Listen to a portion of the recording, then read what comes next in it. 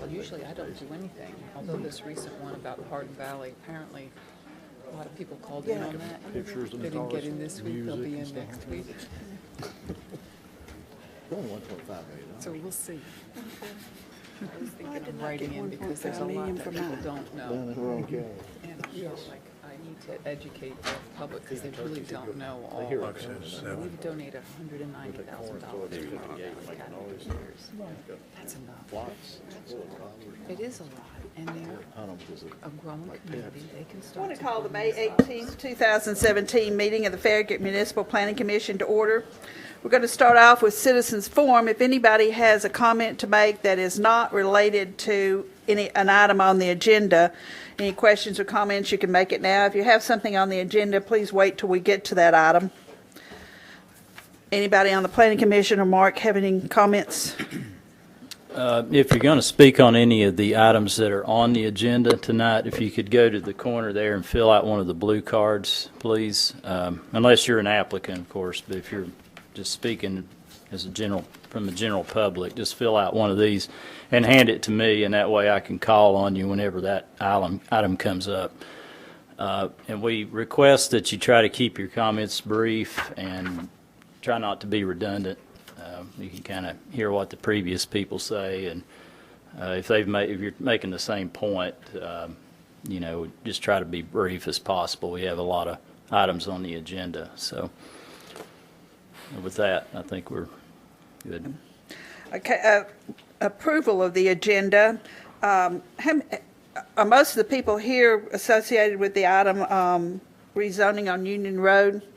Is everybody, if you are, please raise your hand. Let us know how many. I'll tell you what we're going to do. Let's move that item up, and you won't have to sit and listen to all the rest of this stuff tonight. You can get home. So if I have a motion from someone for on the Planning Commission to move item number 9 up to above item number 5. So moved. All those in favor? Aye. Oppose? So in a minute, we'll move that one up. Can I make one announcement, though? If you are interested, we would love as much input into our major road plan as possible. So if you guys can stick around, that would be wonderful, because that is, we've got a lot we need to discuss with that, and we need public input as much as possible, so. Okay, so approval of the agenda as amended. We already done, okay. Approval of the minutes for the April 20th, 2017 meeting. Do we have any changes with that? Motion to approve as presented. Second. All those in favor? Aye. Oppose?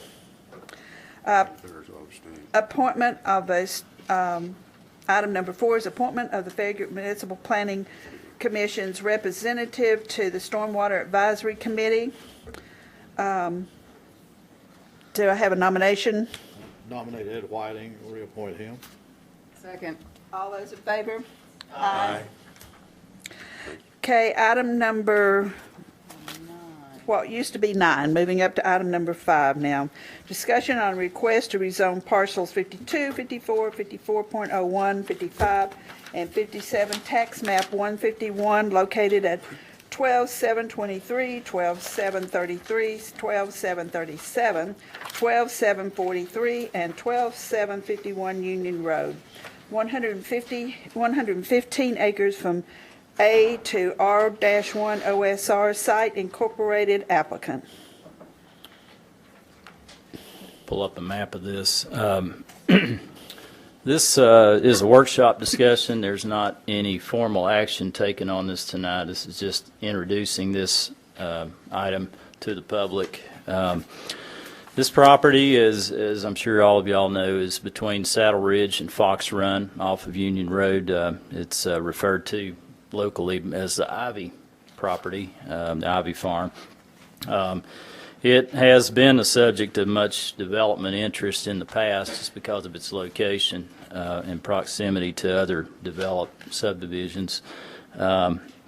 Property has 5 parcels in this rezoning request. Most of the property is zoned agricultural. There are some smaller areas that are zoned R1.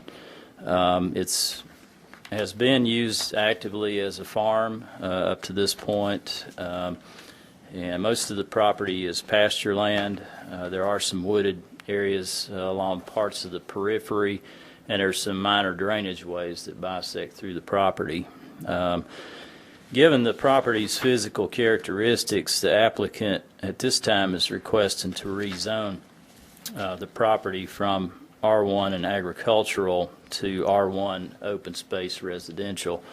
That is an overlay zoning district that gives an applicant a little bit more flexibility in their lot size. There is no real minimum lot size. The lot configurations and arrangements, you have a lot more ability to manipulate those and try to work better with the land.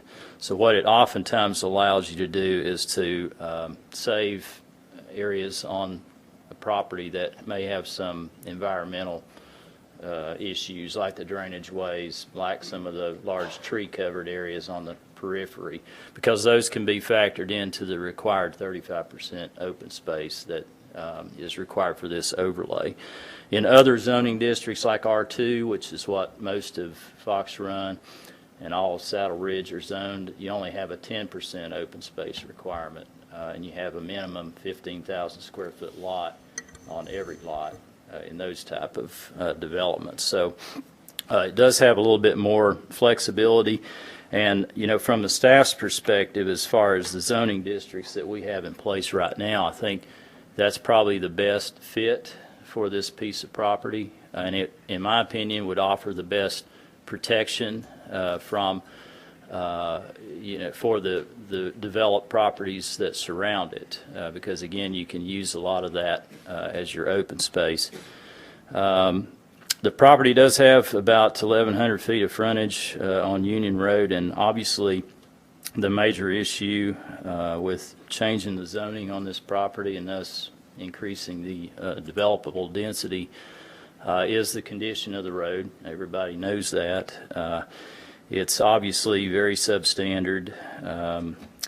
The property's current zoning, agricultural, has a minimum 5-acre lot size, so that means if someone were to come in and develop the property, they could get about 23 lots. With the R1 OSR, you could develop potentially up to about 250 lots. So, you know, obviously substantially greater traffic on the road. You can factor in roughly 10 trips per day per house lot, so that could be potentially up to 2,500 additional trips on that section of Union Road. If you were to rezone it to R2, you could potentially have even more lots, up to 333. So the R1 OSR actually has an overall less dense development than the R2. So really the question related to this rezoning from the staff's perspective is just a matter of timing. We certainly understand the Ivies need to, you know, want to develop the property and achieve value out of the property. But the road, you know, it will be at least a few years before the road is brought up to a condition that, from a staff's perspective, it can accommodate additional traffic. We have, our Board of Mayor and Aldermen has moved up Union Road as a priority. We are hoping to secure federal funding for most of the improvement of this corridor, actually from pretty much from Everett Road all the way down to Kingston Pike via North Hobbs Road. So it's a pretty substantial project, but that is likely to take at least 4 to 5 years before that comes to fruition, and that's probably a best case scenario. Really the question for the board is, and the commission and the public, is whether it's appropriate at this time to change the density allowed for development on that property given the road's current condition and the fact that that road is going to be in that condition for the foreseeable future. So it may be premature to consider a rezoning, but that's certainly something that the applicant can present, and we can go through those that have signed up to speak to this if you want. Just let me know, Chairman, how you want to handle that. But that's kind of an introduction of the item, and I think, yeah, the applicant rep is here if you all have any specific questions for him. Rita, can I let you, I need to recuse myself from the vote on this because I back up directly onto the Ivy Farm. And if you will, tell us who you are and give us your address. David Robinette, 228 Oren Road. I'm with Site Incorporated, the applicant. Thank you for letting us bring this large track in front of you tonight. And Mark pretty much told it all as far as the issues. With 115 acres, I think we can overcome any kind of stormwater issues or open space issues. There's quite a bit of relief up on the hill that, you know, obviously is not developable at this point, that will be the open space, along with a creek coming through the property.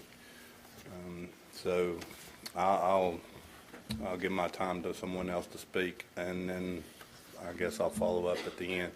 What we propose, and we know we're premature, we know the roads, I've met with staff several times on the Union Road issue. Our timing would hopefully be through rezoning conceptual preliminary plat and start the first phase of this project a year from now, next spring. At that time, we would hope to be able to enhance Union Road, not ask the town to spend that money, but the developers to spend the money to enhance it back to the entrance at Saddle Ridge, which is widened all the way through North Hobbs to Kingston Pike. So, I mean, that's, I guess, the major part of our discussion is, can we get our rezoning and begin construction and enhance Union Road to the point that it will be to a benefit when the town actually starts building the road 3 years from now. And what I'm talking about, I think it's already under design. Kimley Horn's already been chosen as the engineers. They're under, I think they're surveying. I don't know how much engineering work they've done on it, but a year from now, they will at least have the alignment and center line grades and road sections to where we could go in and build approximately 1,500 to 1,800 lineal feet of road back to Saddle Ridge subdivision, maybe not to full section of what the eventual road plan determines the road width is going to be, but that's what I come to discuss with you tonight is to at least getting a partial phase of this under construction before Hobbs is completely finished. I have one question. How many lots would you expect to build on within that, or you plan in phase one? I'm trying to get the time frame. Well, I mean, obviously, at 115 acres, it's probably going to be at least a 4-phase subdivision. It's going to be around 250 lots. So, I mean, So are you talking 60 probably per 60 phase or to some? 60 to 80 in the first phase. Yes, ma'am. Okay. Closer to the road. We haven't finished the master plan on it yet, but closer to the road, there's going to be some villa type, you know, a little bit cluster of density up closer to the road, and then as it goes back to the topographically restrained property, it'll get larger lots back in there. Mark, what does the work that might be done ahead of time do with our grants? I don't know. That's a question. I mean, that's a good question because, and that's a question we've had. We certainly wouldn't want to do anything that would compromise our funding, and that's something that you know, our town engineer, I suppose, would have to engage with our consultants and TDOT to see how much flexibility they have in that regard. That's a concern. Yeah, 'cause Is we that certainly wouldn't something want to we- compromise that. I think we need to know Is that something we could find out before we have to make a decision? from- Yeah, this is just workshops, so I mean, that's something we can certainly try to get a better handle on. Well, we sure don't want to do anything to upset that. And we don't want any work to, if that even is feasible, we don't want them to be doing work out there unless it's consistent with the plans that ultimately are prepared for the Union Road improvement. So it obviously would have to coordinate that. We wouldn't want them to build something and just for the sake of improving the width and then it just be torn out as part of our project, because that wouldn't make any sense. Does anybody else on the planning commission have any questions for either Mark or the applicant?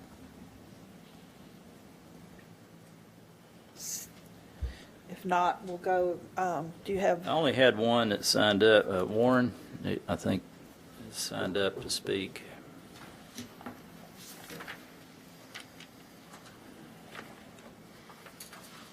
Yeah, my question to do with phases, one person said it's already answered as much as they can.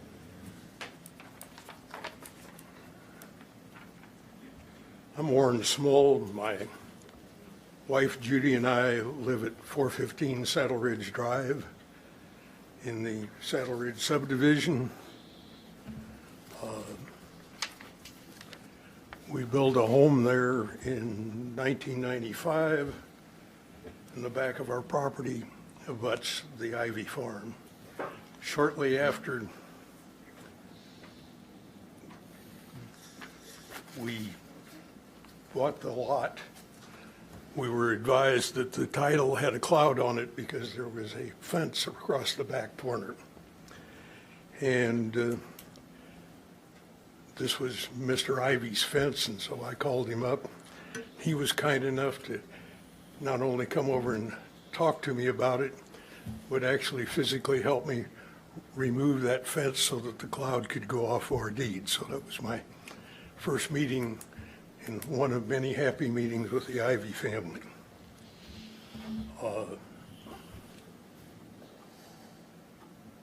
We are concerned about the proposed R2 OSR zoning as being incompatible with our subdivision and the Fox Run subdivision, which abut the farm on the east side. Both of these subdivisions are zoned R2. Please understand that we support Jeff and Mary's right to develop their land and are not against development, just the proposed zoning. Going back in history, the first development of the farm was proposed. Ruth Hawk pushed for R2 OSR zoning. Then we presented our concerns and our case for R2 zoning to both the Planning Commission and the Board of Mayor and Aldermen. After consideration, the Board of Mayor and Aldermen voted in favor of R2 zoning. The developer at the time and Mr. Ivy were amenable with that zoning. Unfortunately, the general economy and the housing market both tanked and the developer aborted that plan. Then in 2015, the Ivy Farm property was again proposed for R1 OSR zoning. What that matter never came to fruition. The inability of the developer and the town to agree as to what the logical allocation of the cost of fixing Union Road and the bridge were came to basically an impasse, and the developer dropped out. Now, the Union Road upgrading is being pursued as an 80% federally funded project. This significantly mitigates the Union Road upgrade cost. However, as was mentioned earlier, the timing is an open question.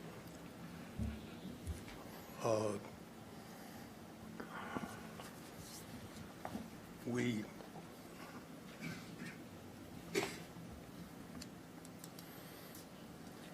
without seeing a proposed plat of the proposed development, it's somewhat difficult to offer specific detailed objections.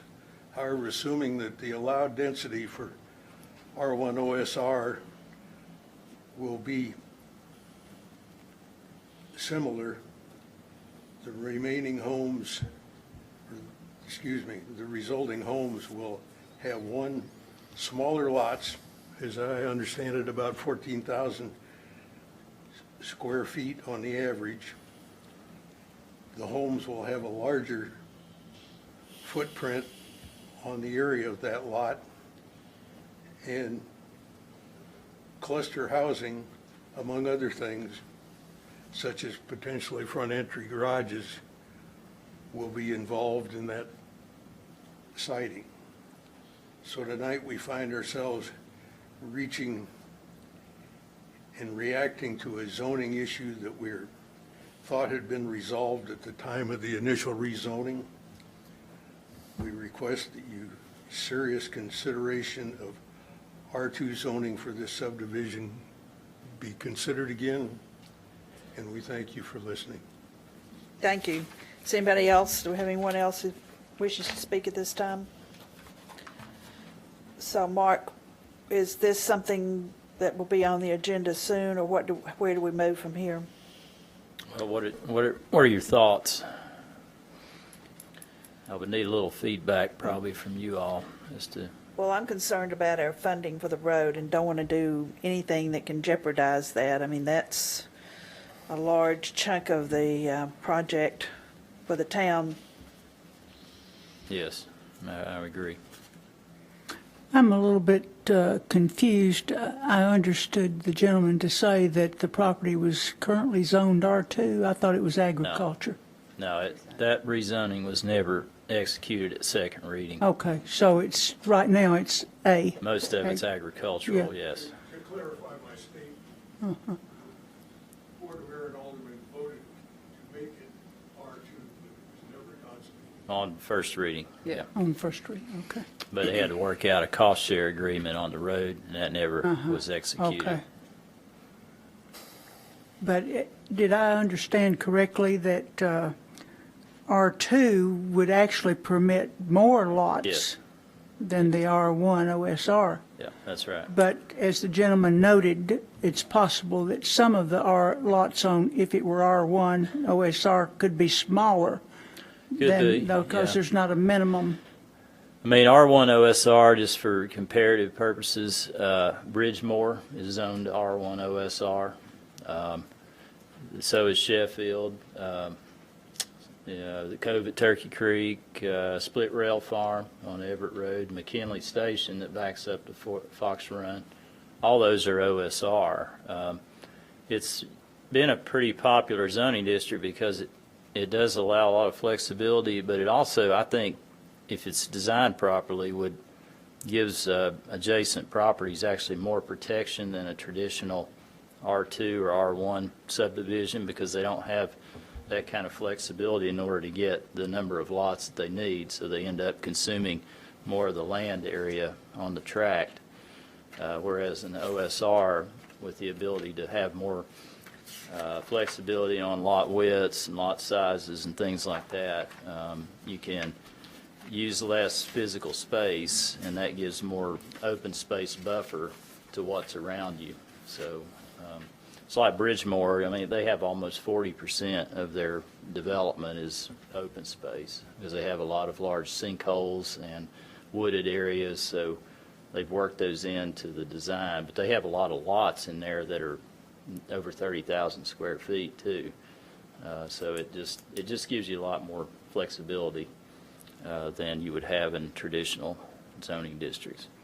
I'm going to elaborate on what you're saying, just to give people an example of what R1 OSR we use for. McKinley Station, the back of that abuts Fox Run, and there's a creek that runs between the two properties. And there was a concern from Fox Run about it not being R2, that they were going to go for R1 OSR. But the overriding concern for me when I voted for the R1 OSR was flooding issues, and being able to bring those houses further away from where the water would be draining into that area, and not creating fun, because McKinley Station sits up. Fox Run would be the one paying the price for that. So that was the concern there, and that's why R1 OSR worked there next to R2. So just for an example. Mark, go over again the issues that the property has that the OSR would work with. Well, there's a couple of drainage ways that bisect through the property. One fairly close to Union Road that David was talking about, and then there's some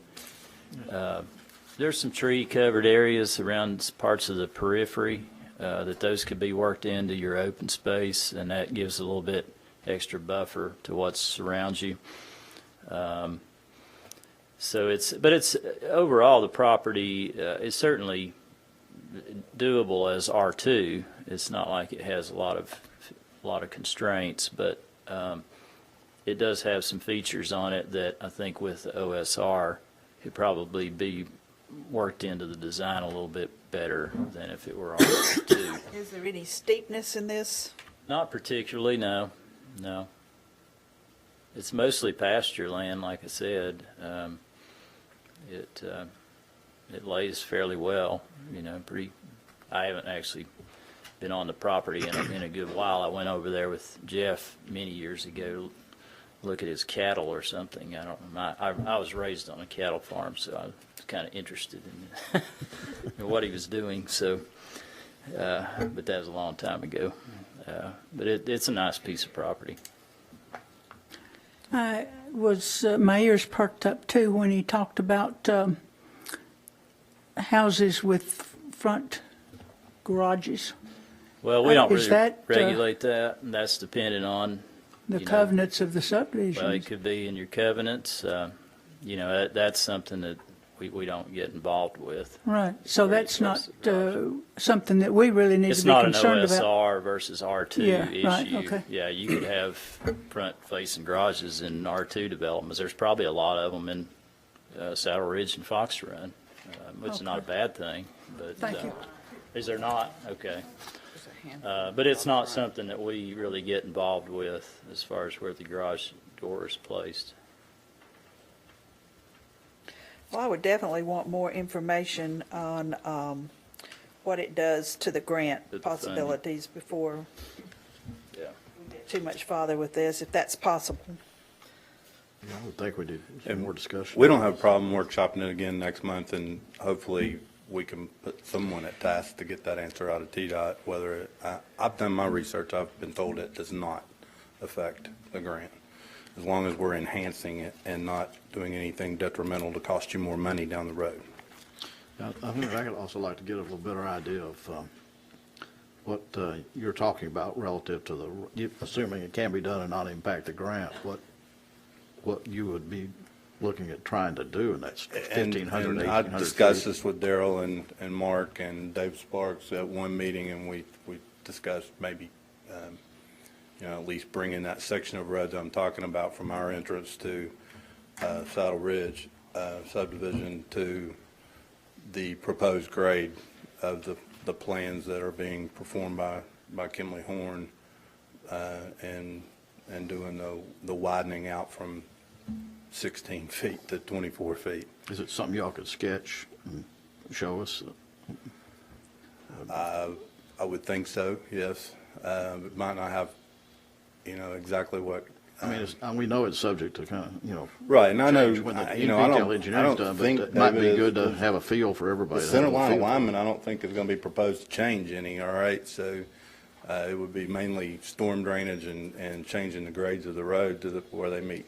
Well, width, I think, is important, Right, very and important feature. I think at the major road plan tonight, is the width probably going to be discussed on Union Road, so we We also discussed a roundabout on Union Road at our entrance also in a staff meeting to maybe some traffic calming on Union also, so. And the other thing I'd like to see a little bit more is a kind of a general timeline of the phases and then, not maybe a hard number, but an idea of the number of This lots in also each connects phase. to Saddle Ridge. There's a road, I wouldn't know the name of it right off the top of my head, but there's a road out of, Pecos. right, that will be our second point of access. I have a couple observations that I'd like to share. I think the R1 OSR is the most appropriate zoning, given the additional open space requirements and the peripheral setbacks that would be required. I am intrigued with the opportunity to have a developer participate in the town's 20% of the cost of the road construction as well as the right-of-way acquisition. So anytime that we can get a private party to ante up and help us cover that 20% cost, and it's significant. You're going to get 1,100 feet of right of way. Well, and that's one of the things that if we, for lack of a better word, partner prior to this, we'll get the 1,100 feet of right-of-way. If we wait, we're going to have to purchase that right-of-way from the Ivy family. And so there are some benefits to the timing. I also have some concerns that the majority of the vehicles will go east, not west. And so that's going to send the cars. I mean, if I'm living there and I'm heading to Farragut High School or to Turkey Creek, I'm probably going to go east in front of Fox Run.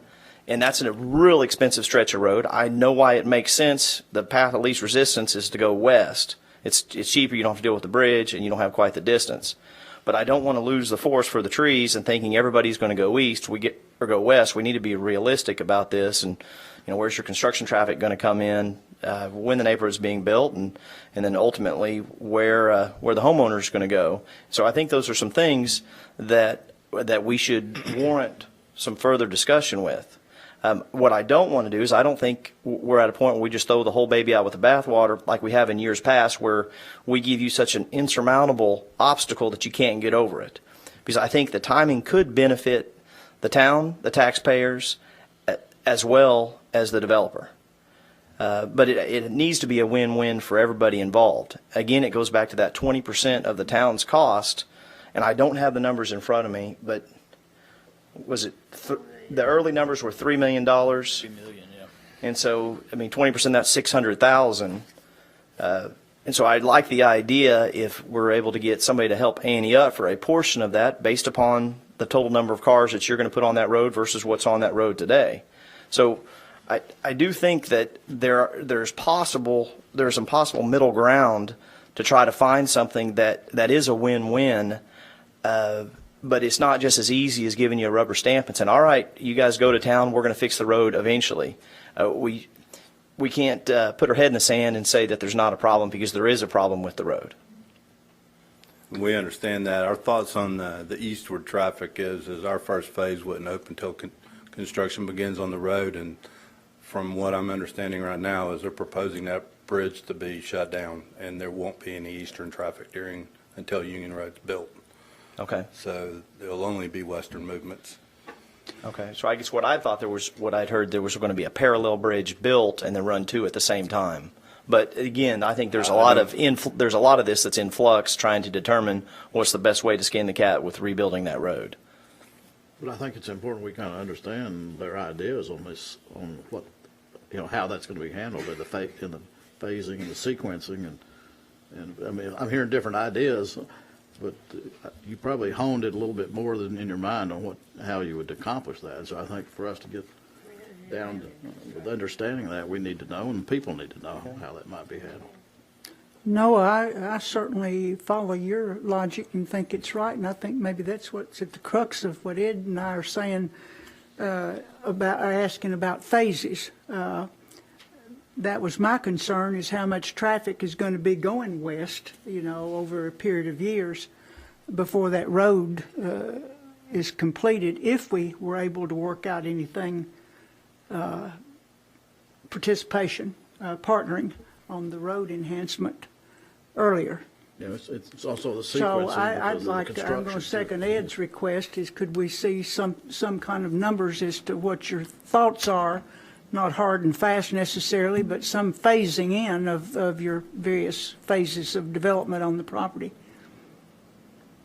We'd have to check with Tom Hale, the town attorney, but it might be possible to have some sort of requirement in your phasing. Now, we got to be real careful because it's called conditional zoning, which is illegal. So we can't conditionally zone your property based upon some sequence of events. But there may be other ways that we can tie it in with a plat note, that certain standards have to be met based upon your phases. If your phases are 60 to 80 in each phase, and trying to come up and extrapolate a traffic count and come up with what's appropriate and what's safe.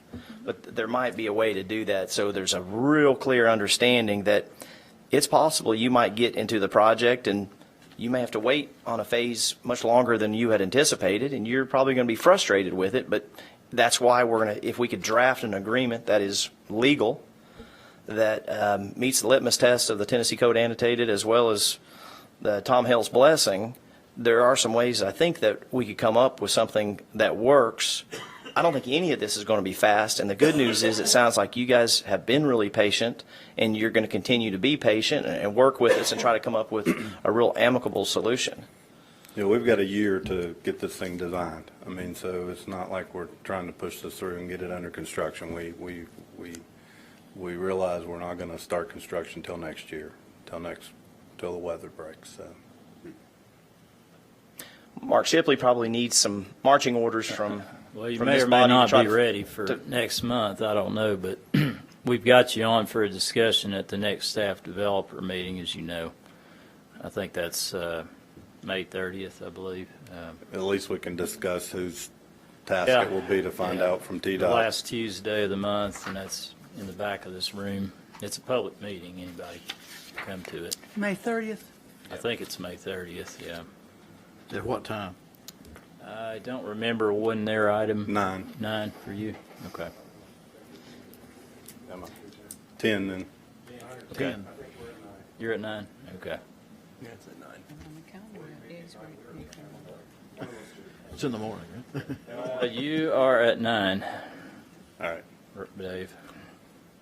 Yep.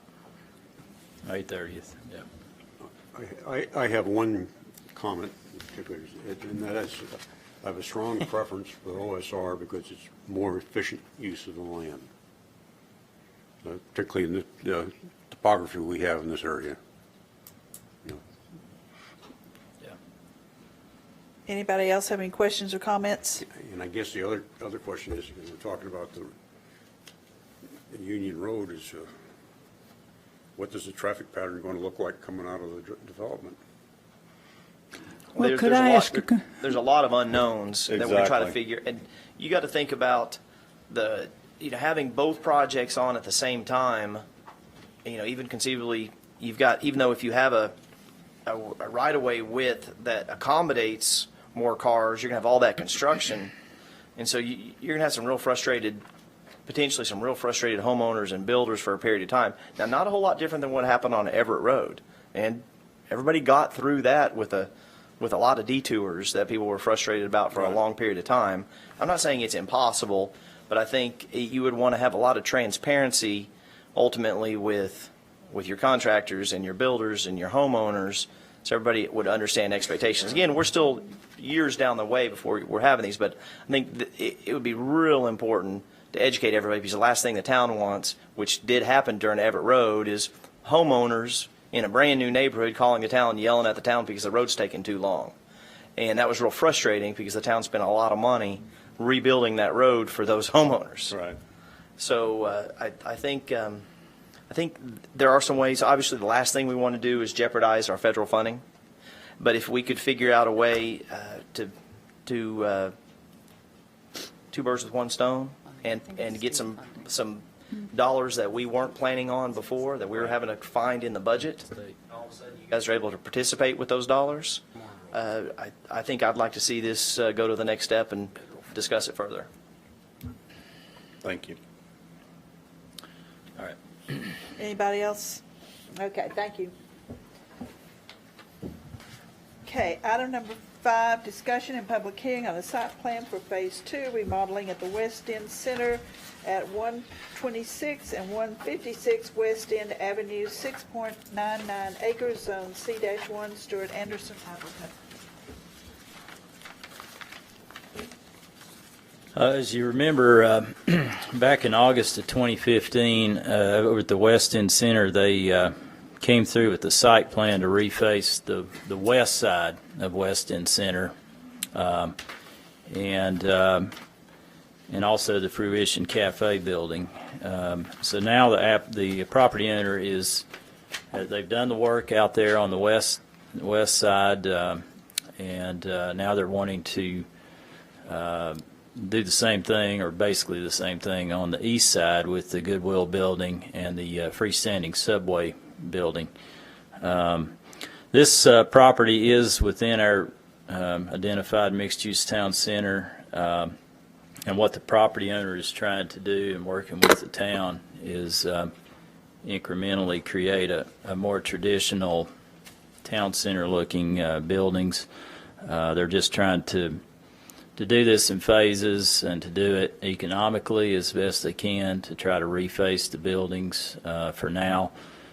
Perhaps site modifications and liner buildings may be something in the future. That's actually shown in our comprehensive land use plan. But the town's architectural design standards that we adopted in 2015 do provide for some flexibility in cases like this, where you've got an existing building that doesn't meet a number of the standards in our adopted design standards, and where they're clearly bringing the building more into compliance with the design standards, which from the staff's perspective they have done on the west side of West End Avenue, and this would also do that on the east side. So I think it's a very good project, and basically this particular phase is a little bit more scaled back from what they did on the west side, but it still has some articulation enhancements, earth tone colors, some decorative lighting, and some enhanced accent treatments along the facade. So the staff would recommend approval of this reface. There was only the one subject to dealing with verifying the exterior lighting once they get that installed, but it's supposed to match what they did on the west side. And I've been by there a few times, but I don't have it memorized what that looks like. You don't have a picture of the west side, do you? What they did already? Yeah. I don't have one, no. It looks really good. Yeah. And it's the entire, Does remind me it, if would I'm this wrong, I blend think the in with entire, it? I mean, yes, this is, complement this is basically what they did on the other side is what they're doing here. Yeah, yeah. It's a little bit more scaled back, but it's pretty similar. Chet Carborough is here. He's with the contractor, and if you have any specific questions, I'm sure he could answer those. I'll just, one more statement. The east side of this development has filled up. Businesses have come back to that development, and it is thriving and doing very well. So it's exciting to see that possibly the same energy could come to the other side. It's just a reality that it worked.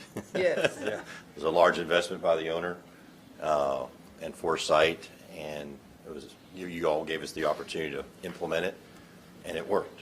So it's just an opportunity to do the same thing across the street, or very similar. As Mark said, it's the building structure over on the east side is a different kind of footprint. It's got deeper stores, and it's a different type of structure in the sense of just the scale. So there's some limitations of what you can do, but with colors and segmenting the building like we've shown here, it'll be very applicable, I believe, and very similar, and it will blend and feel as if the other side. So that's really all we're asking for is approval. Jack just showed me a picture. I think it will be complimentary. Sure. And a lot of that's achieved with the lights, the lighting fixtures, the colors of lighting fixtures, things like that. So.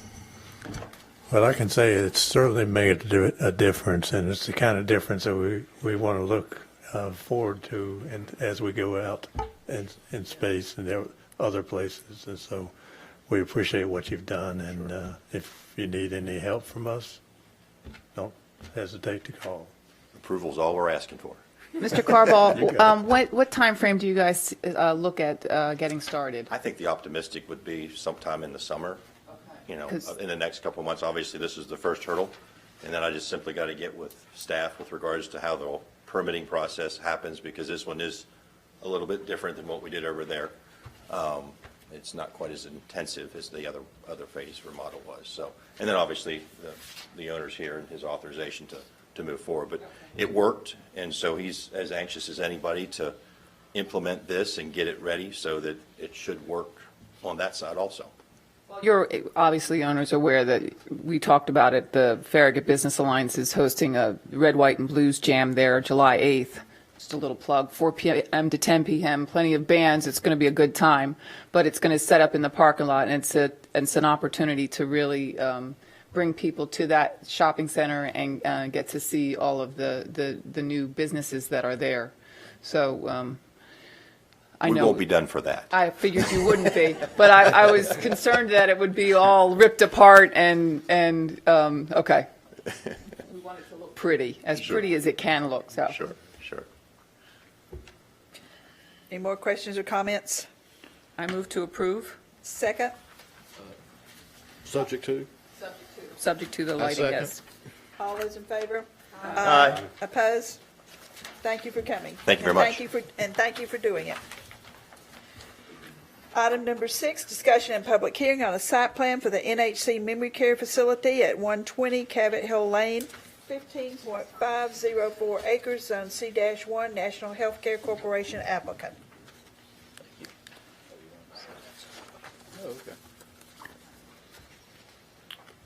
Sorry. Yeah, just to give you an overview on this, there's quite a bit going on with this particular item. And the applicant's engineers did a really good job with the site plan. This is a site plan for a memory care facility. It would be on the western parcel. NHC owns 2 parcels there. They got where the existing facility is parcel 22.05, and it actually fronts along Sugarwood Drive to the east. Cabot Hill Lane's a public street that was constructed into the development as part of the initial phase of NHC. The front part of both parcels, there's a drainage way that kind of bisects the parcels about a third of the way back from Kingston Pike. Kingston Pike's at the top of the screen.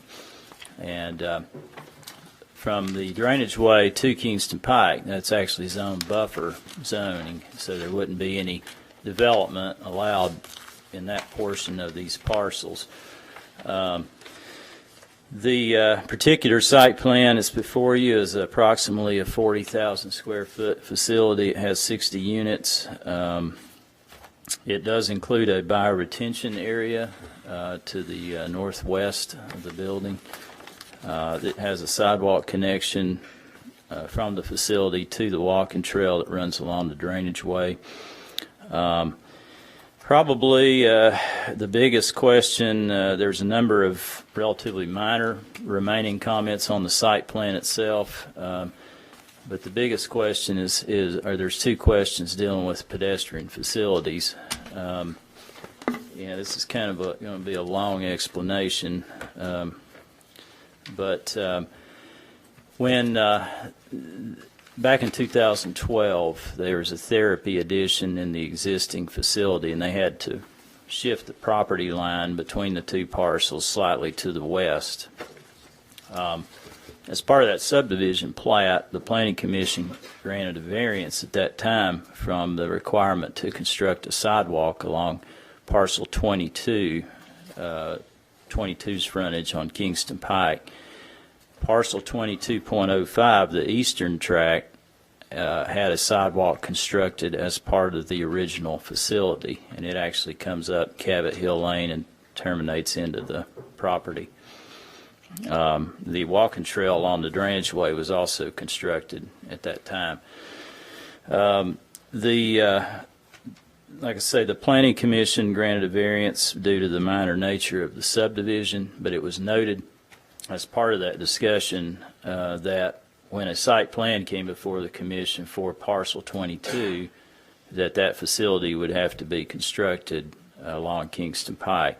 In the zoning ordinance, you're required to provide pedestrian facilities along all abutting streets as part of a site plan review. So that's one question.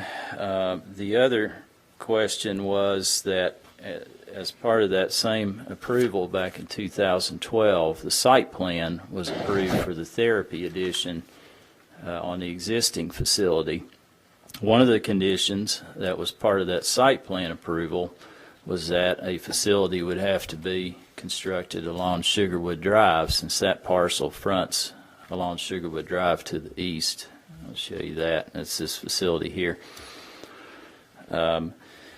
NHC petitioned for a variance from that requirement to the Board of Zoning Appeals due to the minor nature of what they were requesting at that time. That therapy addition was about a 3,000 square foot addition, and they added some parking. The Board of Zoning Appeals, in reviewing that, felt like the pedestrian facility along Sugarwood Drive was out of proportion to the scale of site plan that they were doing at that time. And instead they required a connecting walking trail from where the walking trail currently terminates on Sugarwood Drive, and I'll just highlight this. But basically what the Board of Zoning Appeals required was this connection from the existing walking trail, which runs through, if I can get this to work, runs through the drainage way to the sidewalk that was constructed along Kingston Pike as part of the original NHC development. So the question at this point is whether that facility should now be constructed along Sugarwood Drive due to the major nature of what they're doing on the other parcel. But this is a different parcel, so that's a question for the board commission to consider. In looking at the first question that we talked about, going back to let me go back to the previous slide here. The pedestrian facility along Kingston Pike as part of the site plan for parcel 22, which is what's before you tonight. There's a couple of options from the staff's perspective that we've looked at. We've met with the engineer out in the field to look at different things. The pedestrian facility option A at the top of the screen, which basically would be close to Kingston Pike, would be challenging. The grade drops off pretty substantially a few feet off of the edge of Kingston Pike. That section of Kingston Pike does not have curb and gutter, and a pedestrian facility along an arterial street like Kingston Pike is required now to have an 8-foot grass strip minimum separation. So, you know, the walking trail or sidewalk, preferably walking trail, would be off the road, and they would have to do a pretty substantial amount of fill and grading to get that in that location. There's also a tree stand along that portion of Kingston Pike that kind of provides, you know, a noise and light buffer for Sugarwood, I think, to some degree, and a lot of that would have to come out if you put a facility in that location. A different option that we looked at was to try to tie in the sidewalk that terminates at the northwest intersection, or northeast intersection of Virtue Road and Kingston Pike, and tie that into the existing walking trail along the drainage way. So you've got a sidewalk that goes up Virtue Road, and what we were talking about was just was tying a connector trail down to the main trail in a relatively flat portion.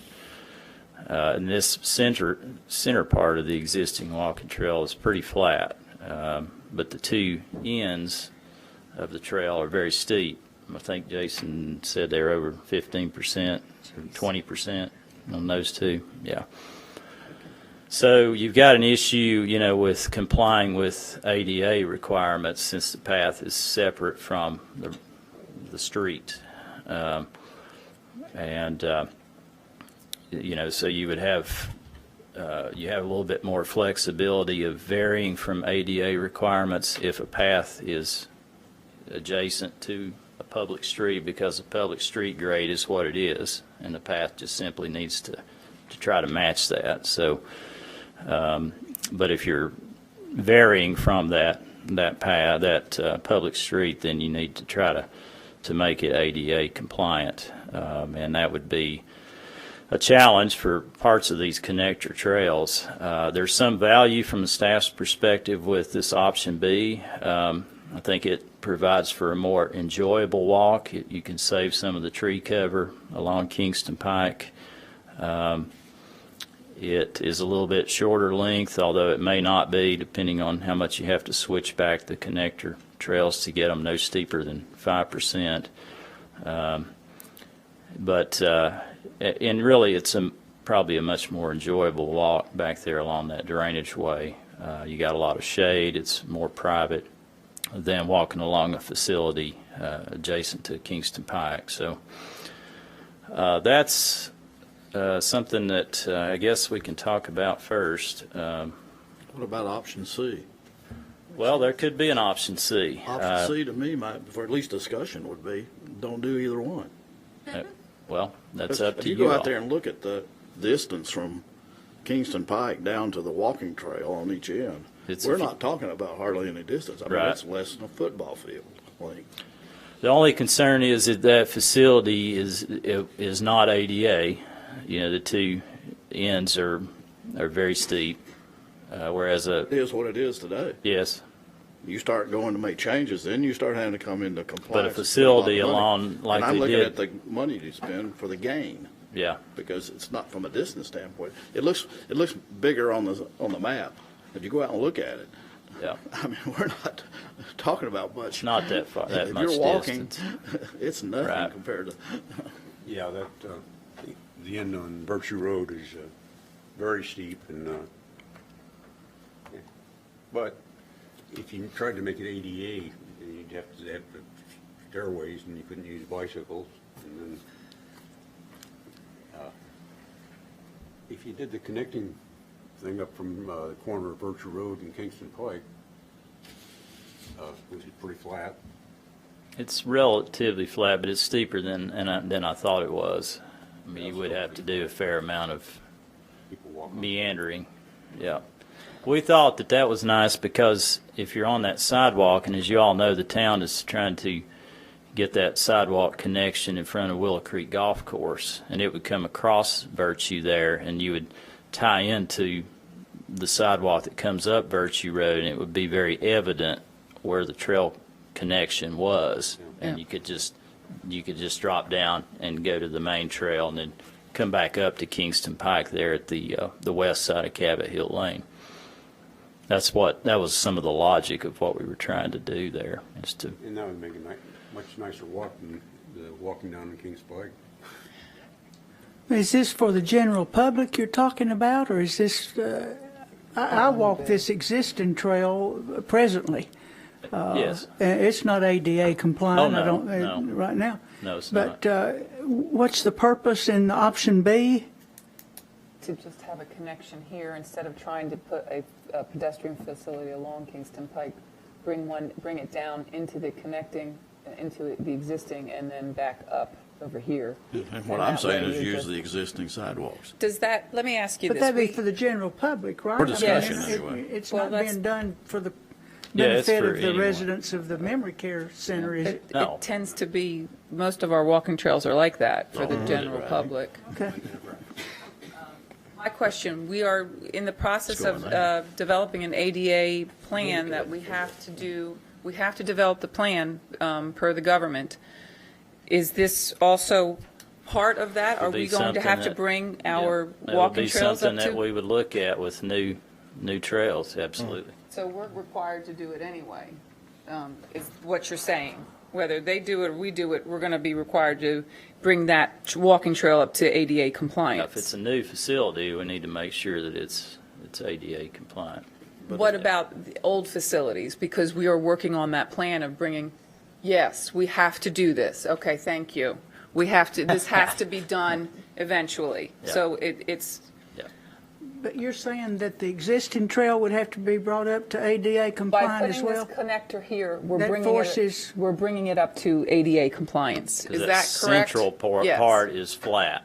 Okay, The right. central part of the existing trail, as you know, Yes. The as hill a is user. here and here. It comes. Yes. it You can goes up. still, we would leave the two existing termini in, you know. As but- they are. You yeah. don't have to This would just be change an the grade. ADA compliant connection that would be in lieu of putting a facility up against Kingston Pike. Okay. Better. Anyway, because you want to be far away from Kingston Pike, and it connects over, doesn't the other side of, there's a trail on this side too, right? Yeah, it goes all the way to Sugarwood Drive. It ties into that, yeah. Is this in addition to the trail along Sugarwood, or Well, we can talk separate? about that separately.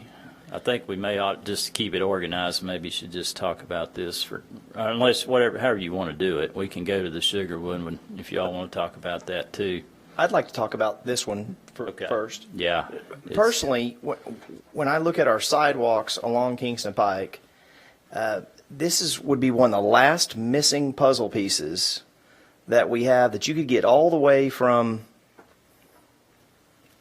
about Hobbs Road, almost to Dixie Lee Junction, but Hobbs Road, you could get all the way to Campbell Station with this last piece. So personally, I'd like to see a Kingston Pike sidewalk, but I'd like to offer some flexibility to the applicant to not have to meet, due to topographical challenges, not have to meet all the standards of separation.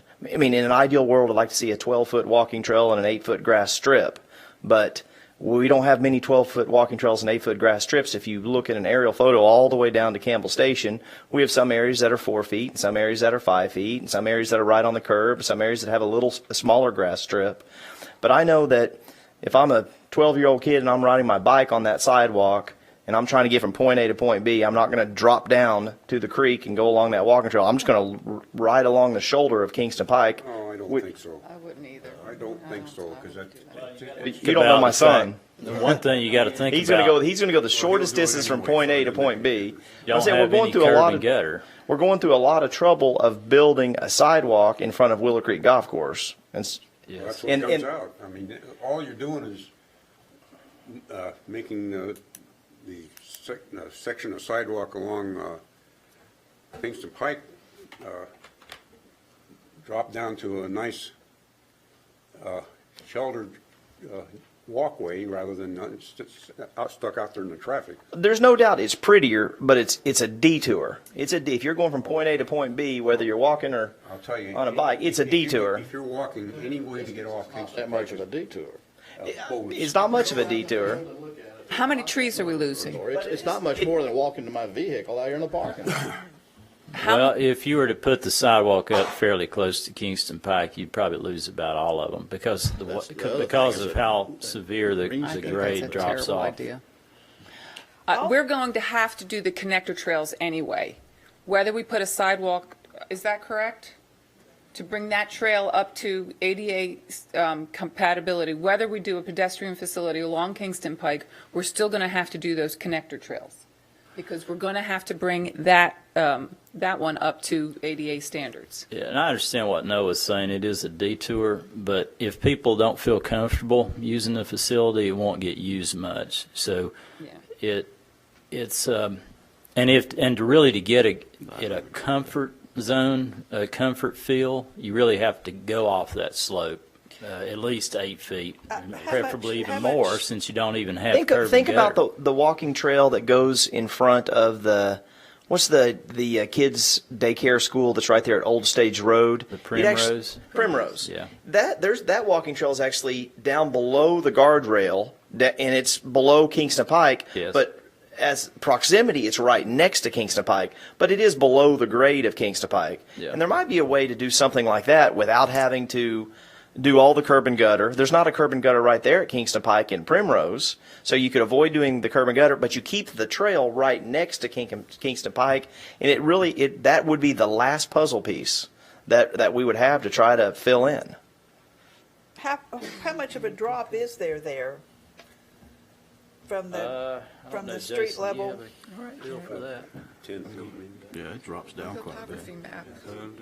About 8 to 10 feet from the edge of pavement. You might want to come up here and just speak. I mean, it is going to lose some trees. There's no doubt about it. It would take a lot of fill, just in my estimation. I mean, because Have to lose the trees. it in there.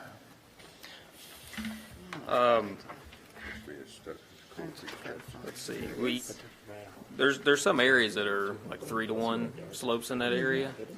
The other challenge is there's existing power poles with guy wires. So one of the things we were looking at is if we were to try to do an option up against Kingston Pike, maintain a minimum 8-foot separation, we're probably more in the 13-foot range, I would say, to clear poles, guy wires, which would impact the majority of the trees in that area. And it's a substantial fill that would have to go in to maintain 5% grade and also work with the existing light pole or power poles in that area. One other thing to add, where you're showing the connector trail, option B on the west side of the facility, in order to bring that to an ADA compliance, it would need to be about twice the length of what's shown there, because to make that connection and with that route, that would be about almost 11% grade. Okay. So and the one on the east side, that route's going to be somewhere around 8% grade. So there would have to be some considerable length added to the orange routes there to get ADA compliance as well. You'd have to put some switchbacks in, is what you're saying. Yeah. Several. You're going to eat up all that green space down there with switchbacks is what you are. Yes, it's going to be. They'll have a pathway down there, but it's going to be switchbacks all That's the way why I down. mentioned the And option it- C. I mean, the whole thing, because by the time you If they get don't put 'em in, we're gonna have both to of put them, 'em in. you're switching back on both all the way down. And I agree, and that's why philosophically I like option A, even if we had to get creative in the field, like down at Old Stage Road, to be able to get something next to Kingston Pike. When I say next to, it doesn't mean that it's next to the asphalt. It just means it's parallel, right parallel to Kingston Pike.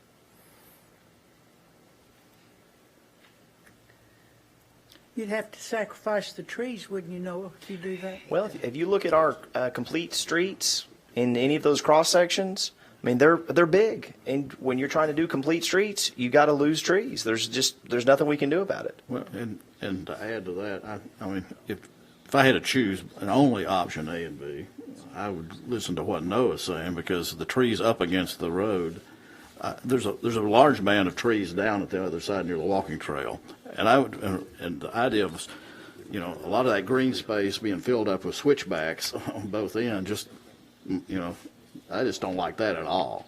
I would sacrifice a little strip of trees up there before I would do all that switchback. Well, another thing you could consider possibly is coming, and I don't know how you would tie it down there, but like Jason was talking about, instead of just meeting the 8-foot minimum, you might actually be 15 feet off just in other words, get it down to where you still have a buffer of some trees.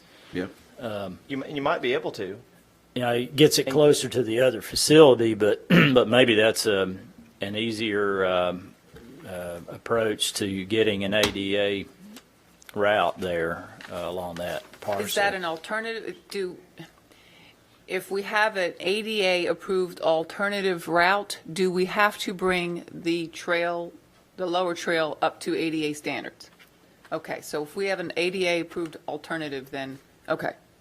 When I'm looking at the topo, I'm really only seeing maybe a 4 to a 6 foot drop right at the edge of the right of way in this section. So it just doesn't. It doesn't. Right. Yeah, it doesn't really look that severe. Now, when you're trying to terrace and get a 12-foot walking trail on a 3-to-1 slope, you end up have to cut a bank on one side and fill on the other side. But I think that with some creativity, and I'm looking at, matter of fact, I've got some of the risers are on this this plan that shows some of the utility poles. I mean, it seems like with some creativity that we could figure out a way without having to strip all those trees out along Kingston Pike to be able to get that trail up next to Kingston Pike and be something that's a lot more useful than these trails that meander down the slope down to the creek. Yeah, it's right against Kingston Pike. Like I said, when I'm looking at those are 2-foot contours. When I'm looking at those contours, But this to me is, it doesn't drop off like it does over at Old Stage Road and Kingston Pike, absolutely, but it doesn't. I mean, it's not steep by East Tennessee standards by any means. I mean, the biggest challenge is the location of the existing power poles. I agree. So in order to provide any kind of a grass strip, we're going to impact those poles. So we would almost have to go right on Kingston Pike or move off of Kingston Pike quite a bit more than the 8 feet, because even 8 feet wouldn't get us beyond those power poles. But just looking at a few spots down through there, there's places on the western end we would be, say, about 2 feet lower than the road. In the middle, we kind of catch up with grade. That's acceptable to be below. It doesn't bother me to be below the road on that. How do you when you come back up to the road, are you going to have issues with that? Well, yeah, you got to stay under that 5%. Yes. And what would happen on the western end, there would be, let's see, 2, 4, about a 6-foot fill that would have to go into that area.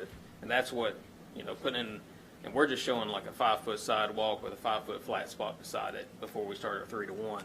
And that's what's impacting the trees is the fill that's going to go in there. Now, it's going to be a couple feet of fill, but...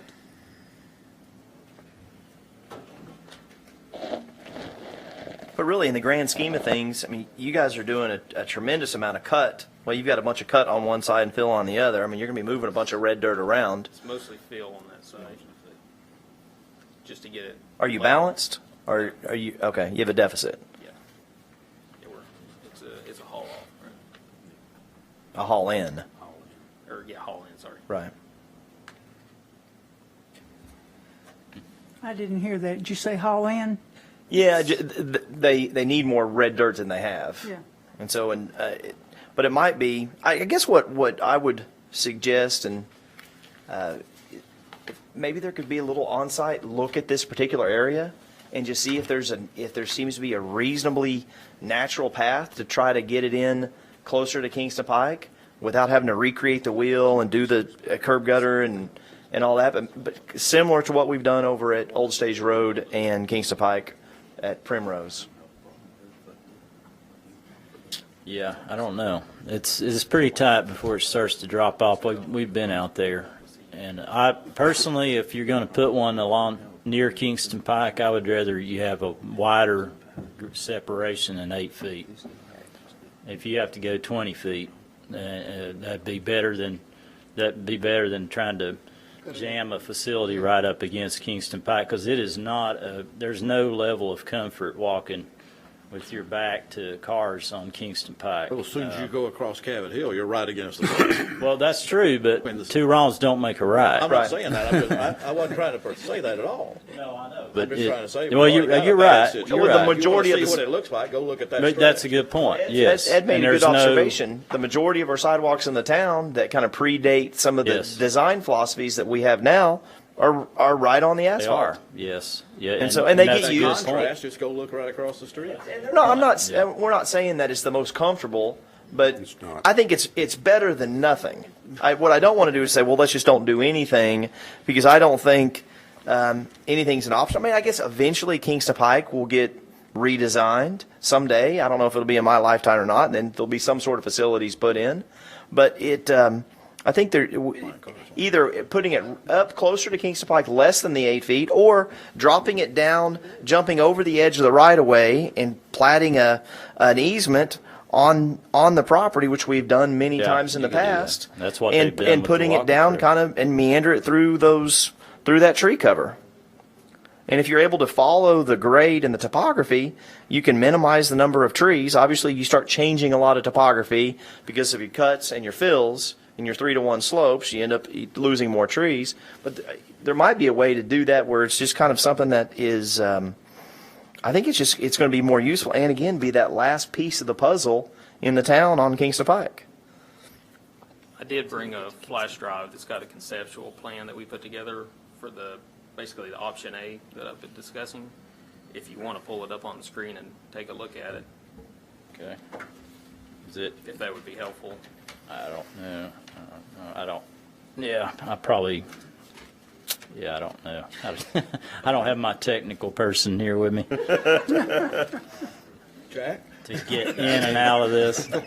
Jack can't. Is it a lot different than what Mark's drawn there in blue? I mean, did you have some other ideas? I mean, we're all for the creativity. I mean, it was basically holding almost a 13-foot grass strip off the edge of pavement until we get to the eastern side, and because there's a power pole with a guy wire, we'd have to get more in the 27-foot range So away. basically just go around the outside of it. Yeah. We'd be going around the south side of the guy pole and guy wire. And we're basically holding the elevation of the existing power poles, so Okay. that way we're not doing any cut or anything up against them, which obviously puts the field, it makes that pretty much all of the field.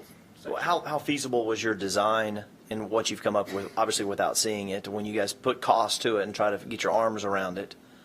I mean, it's definitely got some expense to it. Yeah, it's something in the neighborhood of over $70,000 for me to put that sidewalk in down Kingston Pike. And the way we've got it looked at is those trees, the biggest majority of them will have to go. If I move it anymore and come down lower, I'm going to get into the switchback situation on the sidewalk, which is going to run that cost on up even more.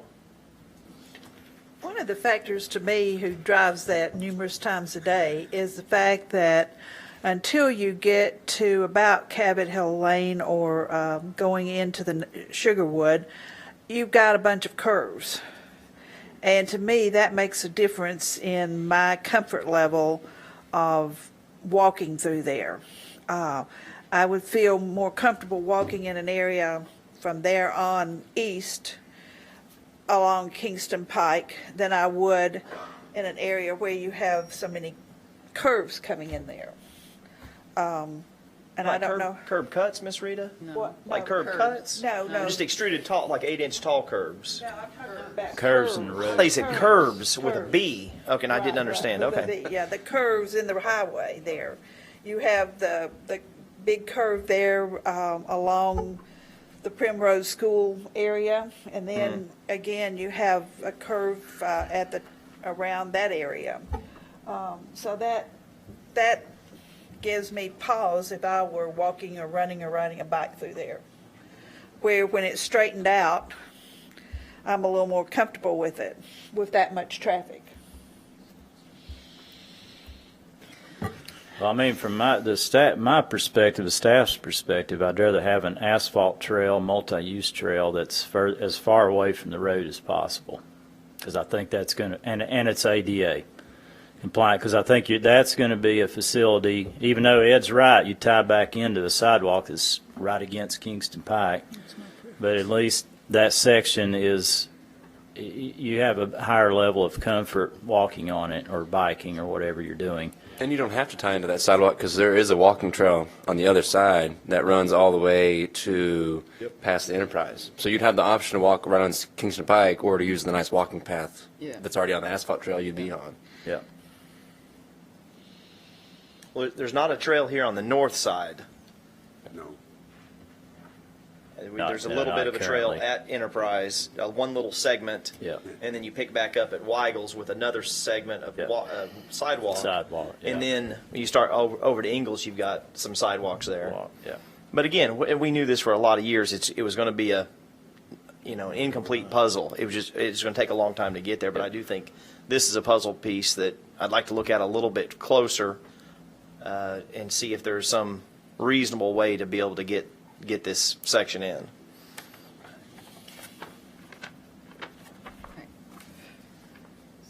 What is what are your all's thoughts about the facility up there? Most of you want something that's relatively close to Kingston Pike and just figure out the details, or, I mean, Ed, maybe you don't want either one. For option B, for sure. No, I can go with option B, But, what we're talking about, and sacrificing one, because you don't gain much with option B from a distance standpoint, and if you go to all these switchbacks, it's just going to Yeah. destroy that whole area. I'd have to see what the second connector of option B is, the one you're talking about, the switchbacks. I'd have to see what that really looks like. I personally prefer what you're advocating for. I have run in Sugarwood and run when I could run. And I've taken that and I feel much better far off of Kingston Pike than I ever do close to Kingston Pike. But I have no idea what that's going to look like. Because it's apparently not going to be the line that they have drawn right now. You're talking about option B. Yes, it sounds a little bit more complicated than that. And that would irritate me as a runner if I was doing switchbacks on it. I would like to see option B and another parallel to option A on down further from Kingston Pike, so that you have a rectangle, if you will, there just to walk around. And that way you could have the one that's parallel to Kingston Pike much further removed from that guy pole and those trees. I don't know what best of my recollection from my walking on the existing walking trail, it looks fairly flat for a distance from the walking trail, isn't it? It is. Yeah, it is down there. It is. It's probably pretty flat until you like have to climb up where the driveway is, and then you go back down. Yeah, it's Close to very Cabot flat. Hill Lane and Right. then over on the other. On Virtue, yeah. Virtue Road. I mean, is that feasible to have the connectors, the option B and option A, if Well, it you may will, be something further that, removed, so that it doesn't require the switchbacks and whatnot? it may be On something that, either the connectors or the one parallel to Kingston Pike. I mean, if we had some clear preference, it may be something that this particular item could come back as just a site plan amendment. I wouldn't recommend, if this is the only thing that we're dealing with of these pedestrian facilities, that it hold up the rest of their site plan, because I know they I was gonna want suggest the same to thing, move but forward. That's not really impacting. Right, because it's not even on where they're developing. But I don't think we have enough probably good information at this point to know what to do. I think it's helpful to get your all's preferences on conceptually what you think is a better facility for the community, and then we can work with NHC and Canada to try to figure out how best to do that on this particular section. Yeah, I would suggest that we, actually have a visit out in the field collectively.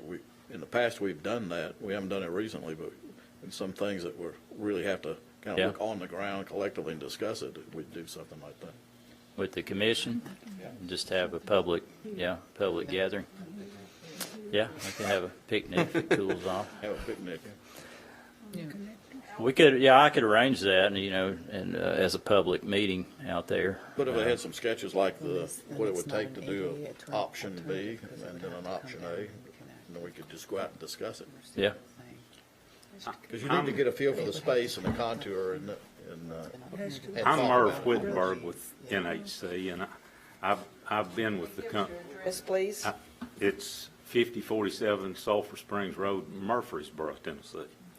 But I was also the project manager on the original building when it was built originally. So I've been in this room 2 or 3 times. So my point is, we will be glad to look at, and I will get Cannon and Cannon to briefly do some minimal drawing on option B and on us doing option A on coming down below that tree line, if we can do that. I just want you, it's a good thing that you're going to go out there and look at that. I think that's a wise choice, because I can tell you right now, I've been and looked at it. I've looked at it twice, and I do this stuff all the time, and I know that I'm going to have a lot of switchback no matter which way we go, okay?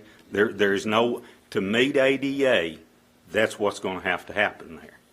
So we'll be glad to do that, though, because it is, I mean, you're deserving of seeing that.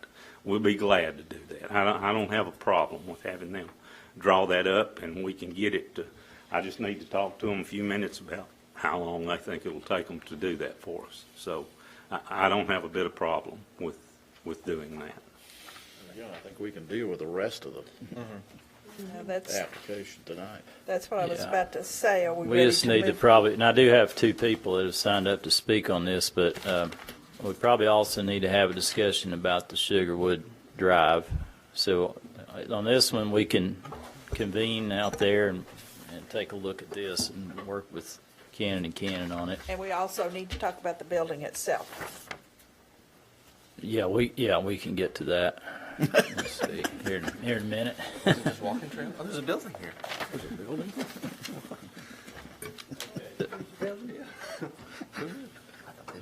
The thing on the previous, I think you probably need a little sidewalk connection where I showed it there in blue.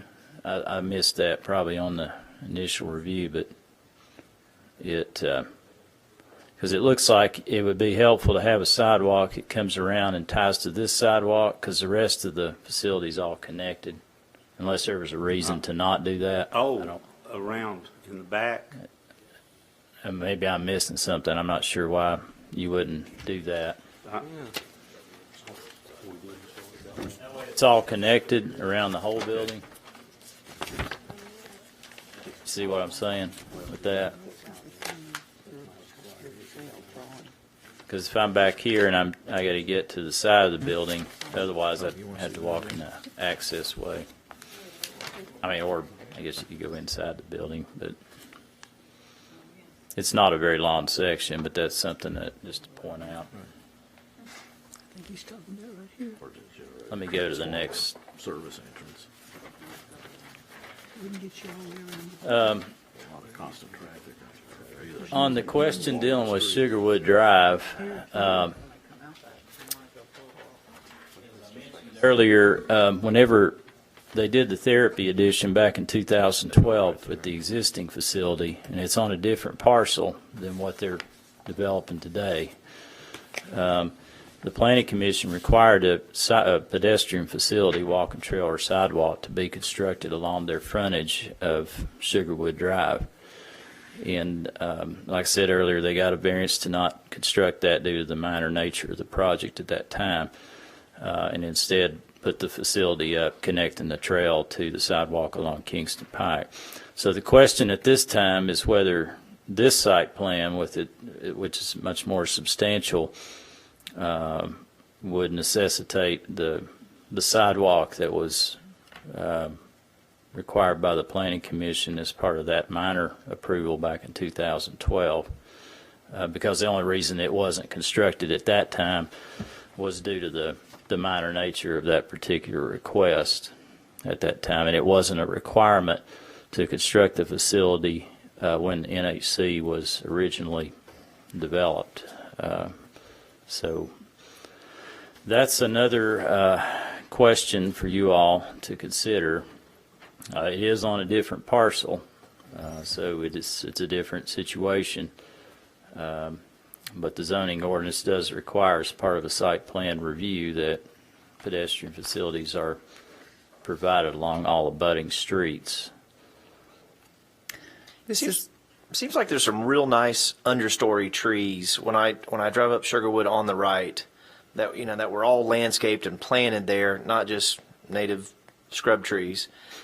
Wouldn't this pedestrian facility necessitate the removal of those? Like Well, all the here red, it's a like there's a local bunch of street. red buds and. Would, depends on what kind of pedestrian facility you put in there. But if we have use our separation requirements, Well, you only have a 3-foot separation here because it's a local street, and really it's other than crossing the drainage way, it's pretty, it would appear to be pretty easy construction. It's You pretty, think there's enough room pretty there? flat. Okay. But the toughest part would be the part that the town would have to do on the house lot to tie it into Butternut. That's a little over 200 feet. That would be a little bit more challenging. And there. going through somebody's yard. Yeah. It's always a challenge, yeah. Yeah, people don't generally like Even it. Anybody though it from would be in Sugarwood the here public that- right of way. Has any thoughts about this this particular? I mean, really, the whole agenda item, and I do have two people from Okay. Sugarwood that have signed up to speak. Chet, if you're still here.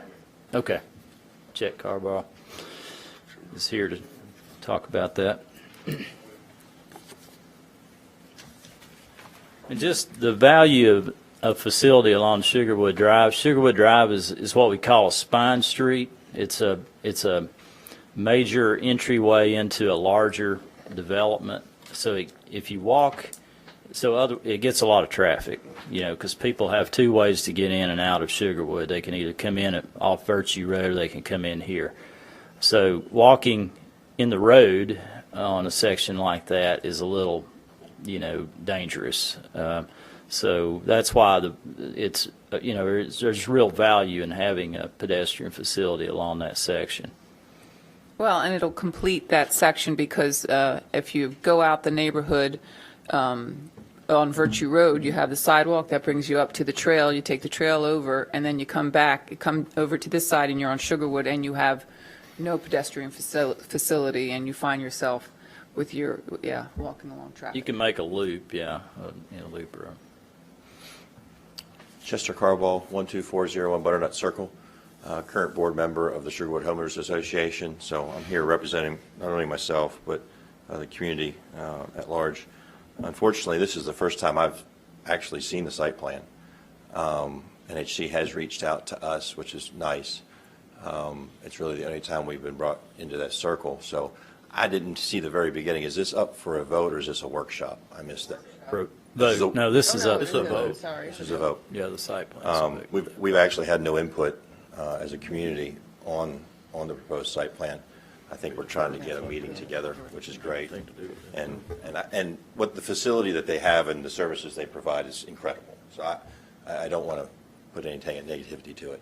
I guess the one question I had, there's a couple things that are, I think a large portion of our neighborhood has no real direct involvement with the facility other than driving by it, and they don't have a direct connection other than there's quite a few homes that abut the properties. And having known some of the residences in that area, there's existing issues that occur from the large facility that's down below. So I guess that's part of what we kind of want to understand, how the new facility will be similar or different from that type of situation. Obviously, there's landscape. I'm assuming landscaping requirements with regards to separation that would be similar. That would be one thing. The other question I had is, I know there was always discussion about the Sugarwood Drive sidewalk not being installed because of the minor nature of the improvement that was done back in 2012. But I'm just curious, why was it not required when the facility was constructed originally? It wasn't a requirement in the ordinance at that Okay. time for Okay, that type of street. Fair enough. Yes. Because it does that Sugarwood Drive gets Yeah, a yeah. tremendous amount of pedestrian activity because the walking trail is used a lot. And the only way you get from down there up to Sugarwood is on the road. And not to bring in neighborhood information, but we have a lot of people driving really fast on Sugarwood Drive, whether it's on that side of the four-way stop or on the other side of the four-way stop. So usually people are darting into the grass if they hear a vehicle coming.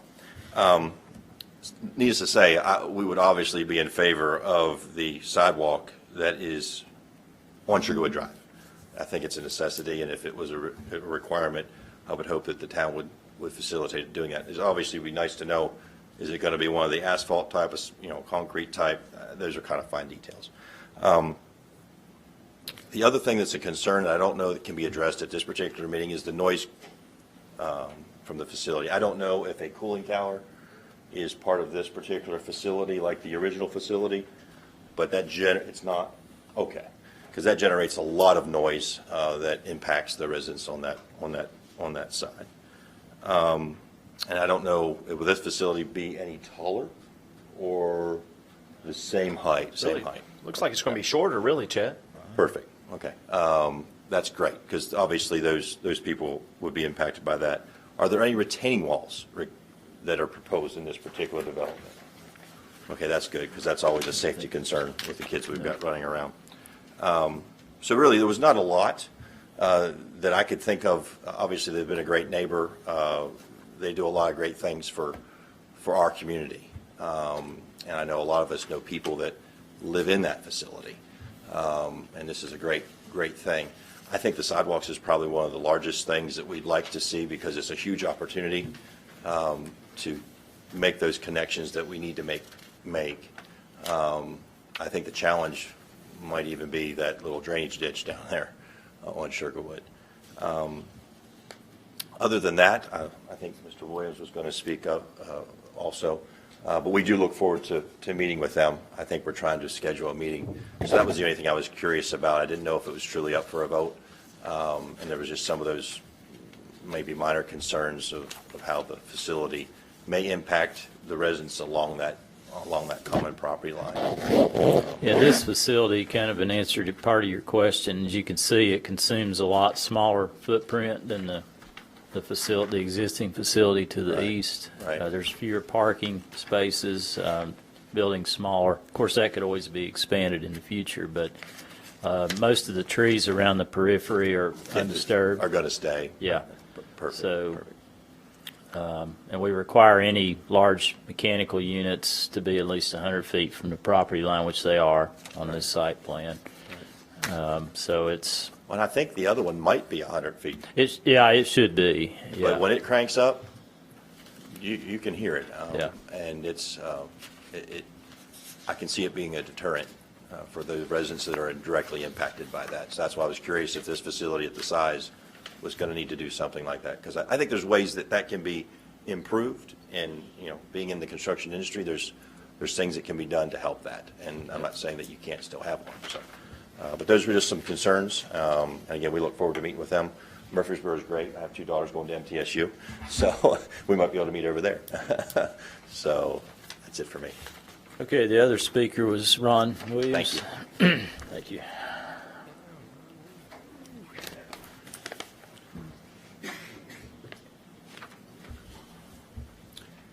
Ron Williams, 449 Sugarwood Drive. I'm just going to address the sidewalk issue or the walking trail, whatever it may be.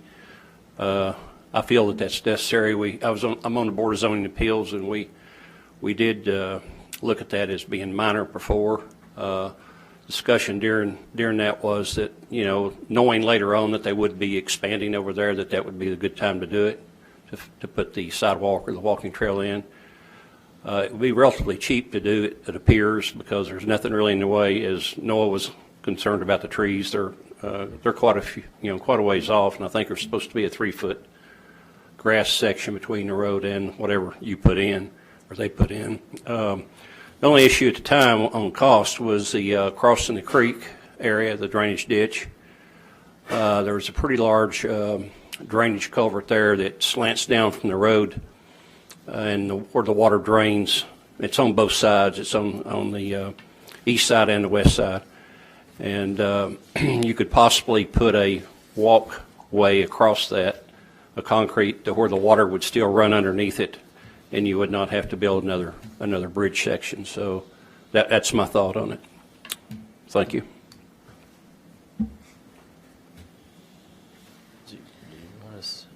Do you want to say anything about the sidewalk? Well, the only point I'll make about that is we did make that statement that the relative size of the therapy addition was small, and we did ask for that variance. And we still intend on putting the sidewalk up Sugarwood Drive, but our intent was, when we do an addition, at that existing facility, that we're going to do that. This property that we're building on this time, it's deeded two separate properties. The other property it's not even a part of what goes on at the other health care facility. This is a different type. It's a memory care facility. And it'll be freestanding. It has its own kitchen. It has its own staff. It has its own purpose. It has a specific purpose. So we will do that sidewalk up Sugarwood Drive whenever we request an addition to be built to the existing health care facility. We will be more than glad to do that.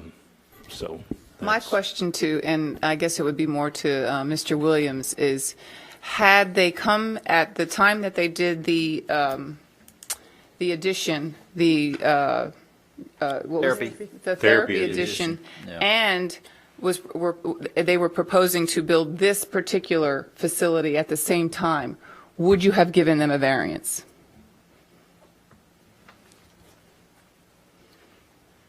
Well, I can't speak for the whole board. I can speak for myself, and my vote would have went the other way.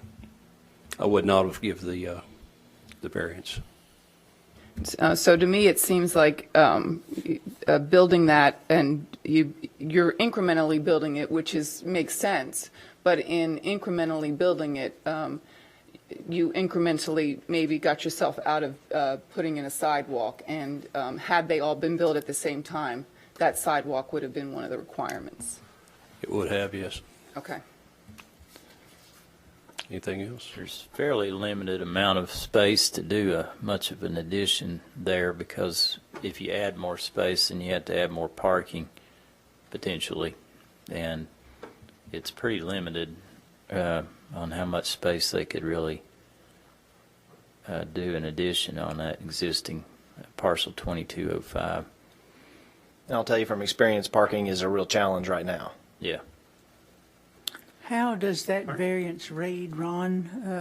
Is it very specific as far as any conditions as to how long it would be postponed, or No. under what No. conditions it would be postponed, or what? No. No. The condition It was was- that it was a minor addition, and What it that's was- why. It was The therapy reviewed section was That a would- minor addition. That was the hardship that was used to justify the variance, Correct. because it Reviewed was so in minor in relation nature. to the rough proportionality test of the Right. Supreme Now, I Court. understand the point you're making, Louise, but I'm not sure that that's appropriate. I mean, that, I'd like to make a comment on the comment that making this expansion, even though it's a separate piece of property,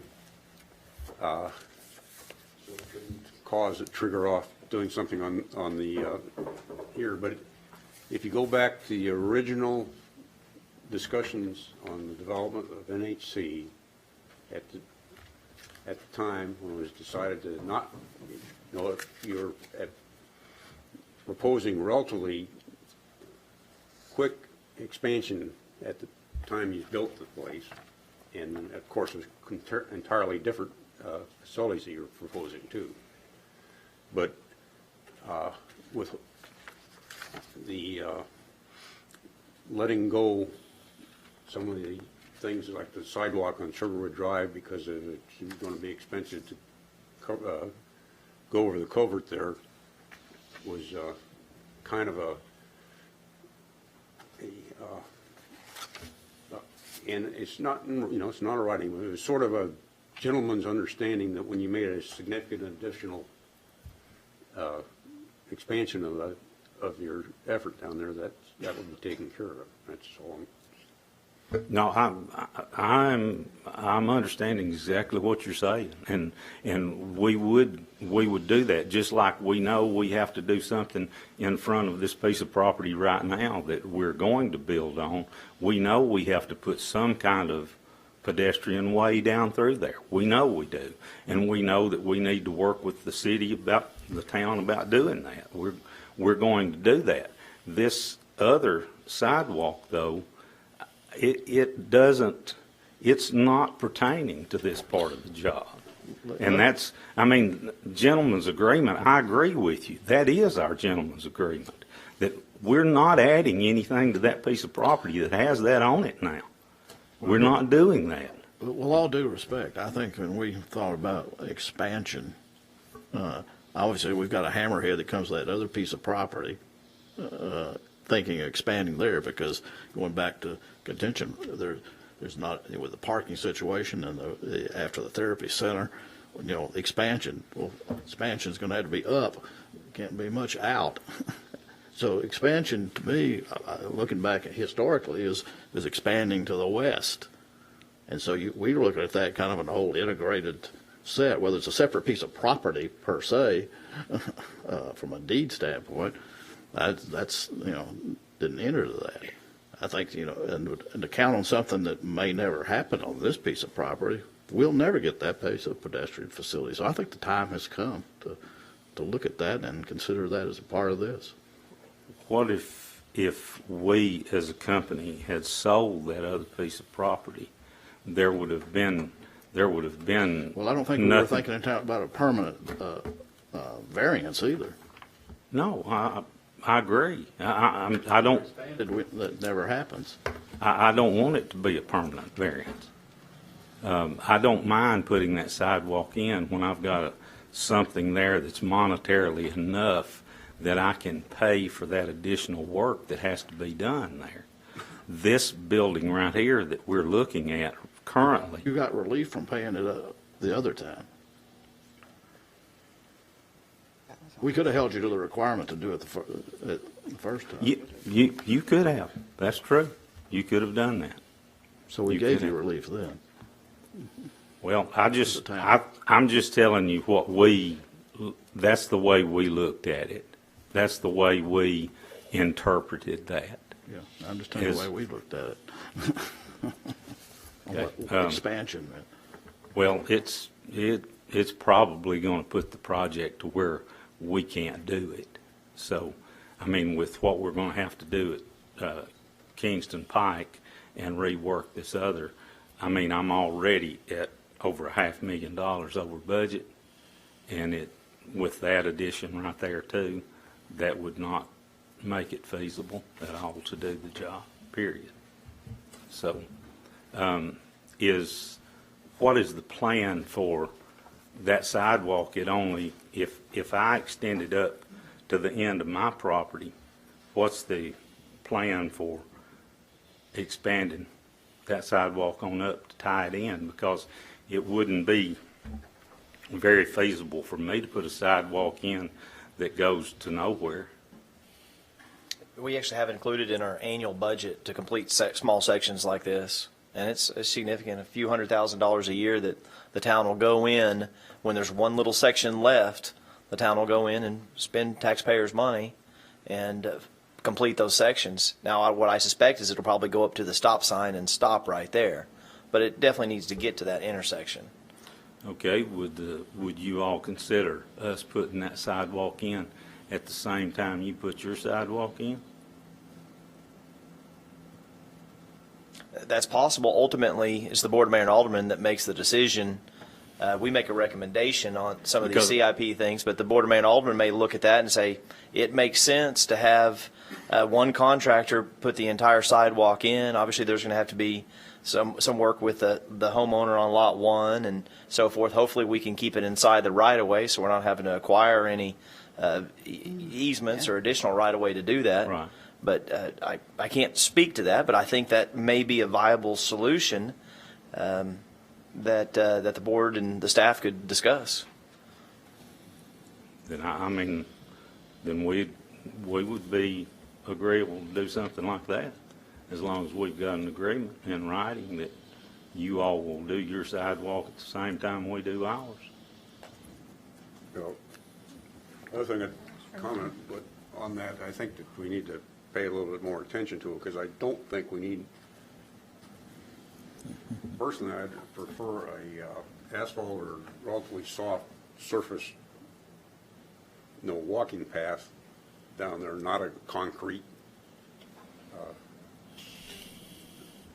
sidewalk, because concrete sidewalks are a pain to walk on, but that's, and people use that walking down there is to go on down to get out of get to the walking trail in front of your, along the stream now, or going over to Ingalls or downtown. So it's just a fairly heavily trafficked, short length of road. I think it's about 0.2 of a mile maybe from the Kingston Pike, and and it's fairly hazardous just because of the number of traffic and number of pedestrians. There's a little bit of a bridge right here. Well, I mean, I'm sure we can agree on that. I mean, I'm not going to say that we wouldn't do asphalt. That's not a problem to me to do that. Usually the asphalt trails is if you got a little flatter area, the asphalt trails are a little easier to get in. You get an area that you've got to tighten it up. Sometimes you end up going, if it's pretty much less than about 6 feet, normally a sidewalk, a concrete sidewalk works a little bit better. Usually on an asphalt walking trail, about 8 feet is about the minimum. But I think these are some things that can be discussed. What I don't want to do is I don't want to hold you guys up on the big picture of the rest of your project. And we still have some things to talk about tonight that has to do with architectural design standards. But Mr. Smoke, I'm going to put you on the spot. Is there something you can, I can't remember in recent memory of us ever doing something quite like this horse trading that we're doing tonight, but I'm not completely opposed to it either. I wanted to hear your thoughts on it. Well, thank you very much. Daryl and I were just talking back there. I think it's something that we could try to talk to the applicant about and try to figure out timing on things. But frankly, the section that we would need to expand through is a very short section for the town, and our crews could do that themselves. So it wouldn't be, I mean, it wouldn't be something we'd subcontract out anyways. No, what you're sir. saying. I think it would be a very easy project for our guys to take care of. So it'd just be a matter of getting the easements across that property. Or the other thought would be to work with the applicant's contractor and if they come up with a reasonable cost, and then send that way we could get it all the way up to the stop sign at one time, and then the town could, in lieu of self-performing the work, could participate in that pro rata share of the cost. I think if it was a minimal if it was reasonable, amount, yes. Yeah, if it was reasonable, I think we have some pretty good unit costs of what it costs us per square foot to grade and install and finish sidewalks versus walking trails. Correct. And we do put money in our budget every year for sidewalk maintenance and repair and additions, as well as greenway additions. So we do have some dollars I'm sure we could put toward that project. Do we have any ideas of how we could proceed tonight based upon some of these things that are in flux? Well, we can have a meeting on site. We're looking at both locations, Kingston Pike and Sugarwood Drive. Obviously, it'd have to be a public meeting, which is fine. And then we can discuss with the applicant's engineer and just figure out from a construction standpoint what makes the most sense and practical standpoint for users in both locations. And maybe that could just be one of the subject twos of the larger site plan approval is working out these pedestrian connections with the applicant as one of the subject twos, so we don't hold them up on the remainder of their project, which I think is their main concern. They don't want to hold them up. Obviously, they'll have to know some cost numbers on what this is going to end up being. Also, we have one more person who wants to talk back here again. Can I just add one thing to that, Chairman, real quick? I would just say if you want to make a subject to be something to the effect of get an agreement with the town or with the administration or Mark on both of those projects, then maybe you can go ahead and move forward with the site planning process. And if we have an issue with it, we can always come back to the Planning Commission and have y'all look at those pedestrian walkways if we cannot get any kind of agreement together. Thank you. I volunteer for Noah to make that motion. Well, I think we still have some more items to discuss, but when we get to that, I'm writing it down. Chester Carver 12401 Butternut Circle. Just to recap, you don't know what the lot coverage is currently on that lot. I could find out. I don't know right offhand. Because I'm just looking at it and going, if the last addition was classified as minor, I can't see how another addition to this particular plot of land would even be minor than the last minor. So I would assume that since that condition would be that it's so minor, that we would be back to, since it's such a minor addition, we don't want to put the sidewalk in.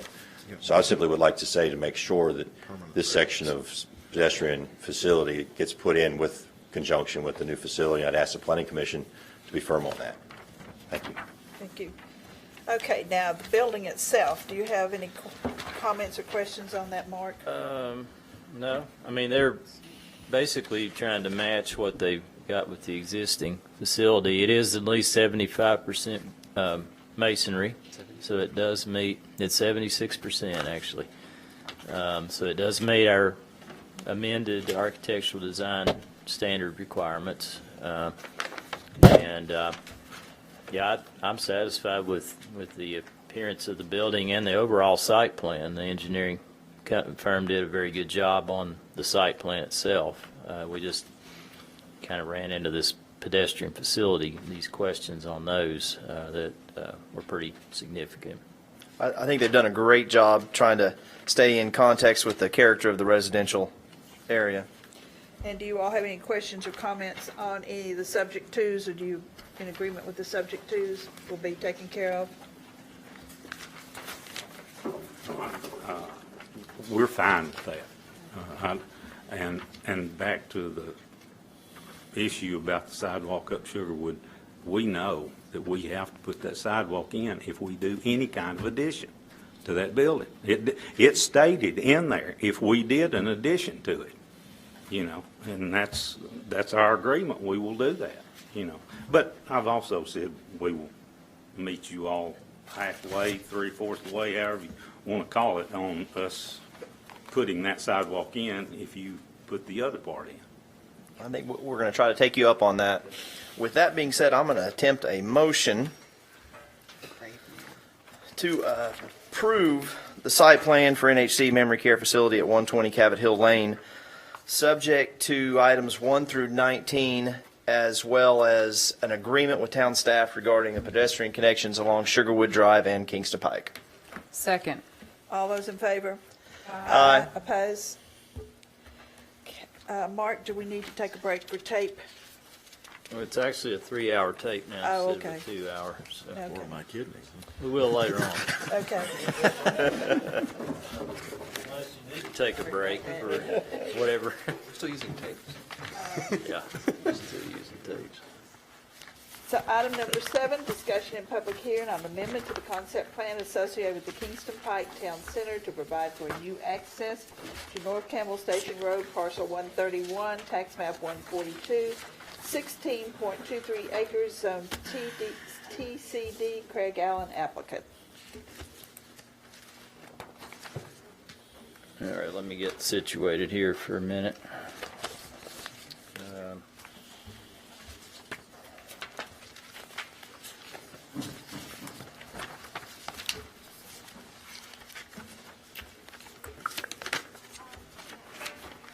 Take the minutes down real quick. Okay, yeah, this property is to the east of the outdoor classroom and to the west of part of Farragut High School property. It was rezoned a couple of years ago to the town center district, and they, as part of that rezoning, they have to have a concept plan, and that was approved as part of the rezoning. This particular site concept plan amendment involves a proposed connection, vehicular and pedestrian connection from the property to Campbell Station Road that would line up with Jamestown Boulevard.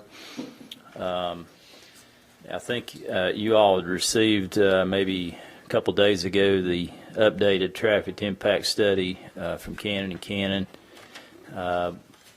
which was favorable toward this concept plan amendment. The staff is favorable toward this. I feel like it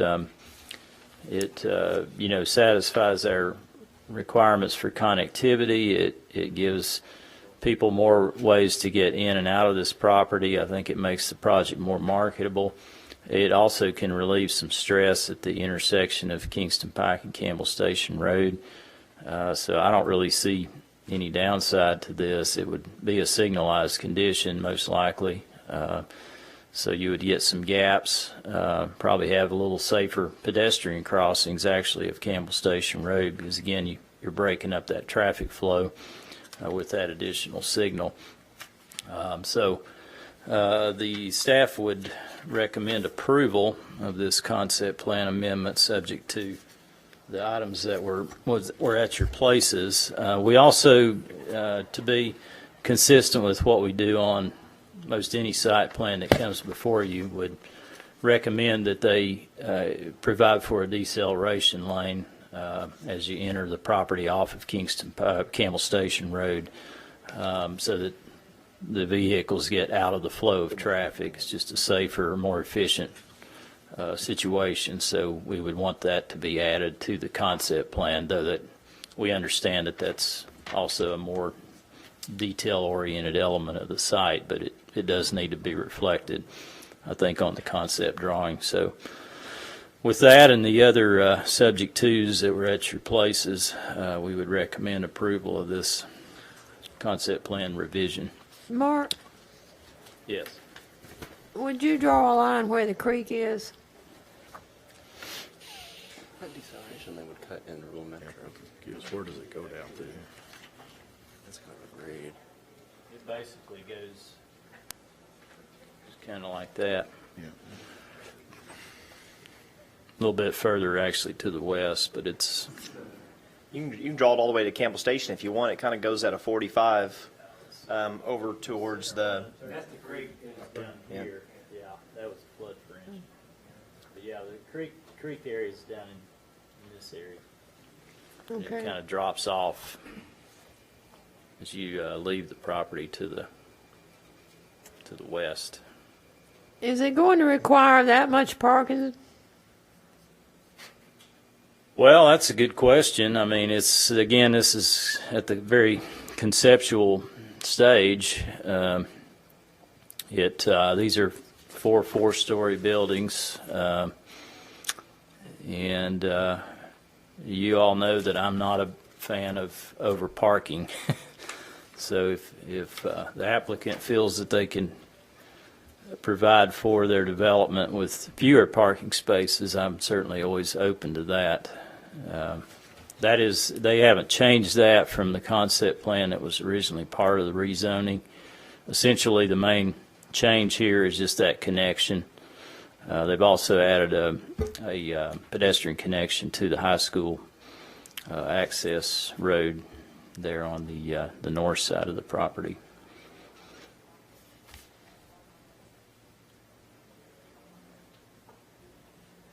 The parking kind of depends on what's in there to a certain extent to me. I mean, is it something that people are going to be coming and going retail-wise, or? Well, they're basing it on the ratios provided for in the town center district, which is a per floor kind of ratio, a higher ratio on the lower floors and you get a lesser ratio as you on your third and fourth floors. It's like a lot of parking. Under every A lot building. of parking. And everything that's not under. Perspective is there's about 400,000 square feet of residential and retail space there. So There's a lot of square. there's a lot of square footage. I mean, Kroger's about 110, 120,000 square feet. So there's a lot of square footage that has room for mostly residences as well as some retail. So you need adequate parking for that. This access would cut across both town and TDOT property, so they would have to, secure agreements and approvals for that, because it's actually not on their property. They're connecting it through those two entities to get it to Campbell Station Road.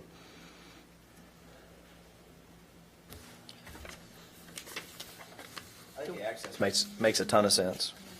I think I think for a so. project of this size, having 3 different access points makes a ton of sense. I agree with that, except that I still have issues with, the other 2 access points are fairly well compromised. This is a lot. There's a lot on this lot. I do wonder at what point the traffic is going to warrant a stoplight. I mean, I know we do have access to the Kingston Pike stoplight via the veterinary clinic parking lot. So if somebody wants to turn left on Kingston Pike, I mean, you could do that via a signalized intersection. But getting out on Campbell Station without a signalized intersection could be challenging with a lot of folks coming in. I mean, if you think about the number of residences times the number of trips per day, I guess what I'm saying is I'm not completely opposed to a signalized intersection. We just got to think about timing and use and so forth. And I think we've got the applicant ready to share some other details with us. No, if you have any questions. My name's Craig Allen. I live at 7075 Duncan's Glen Drive in Knoxville. That access became necessary or very important because in talking to retail and office people, the property is so long and narrow that when you get to the middle of the property, you're kind of in no man's land. You're not visible. You don't have good access. So the access in the middle is very important, and it also, I think, will be good for the town in the fact that it should alleviate some problems with Campbell Station and Kingston Pike. And as far as the parking is based on your ratios, but that all will depend on how many units are totally done. So if it's less than the units that are shown on the parking requirements, then the parking will go down. But the parking for the residents is below grade, so it's not even going to be visible. So the only parking you're really seeing is the parking for the retail part. So all of that back is below grade? No, the back. No, there's parking underneath that. That is parking for that. When you start adding up the parking spaces, there's parking underneath that grade for the residents, so they're in covered parking. But the parking for the retail, that's it's not overly there's not a lot extra parking there really. That's based on 4 per thousand, and I mean, yeah, and then so is it? I mean, and it's showing. I think that there'll probably be around 200 or so units, and so your parking ratios could go down as far as. What I really like to see is I like this now. Not only do we have another vehicular access, we have another pedestrian connection out to Campbell Station Road, which I think is a great thing.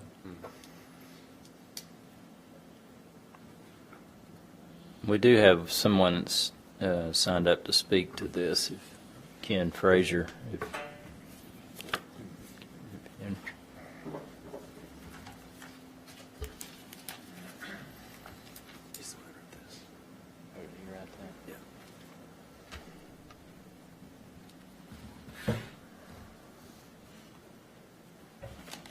First, I'd like to make a correction to an article that I wrote for the Farragut Press dealing with the project in its entirety, you might say.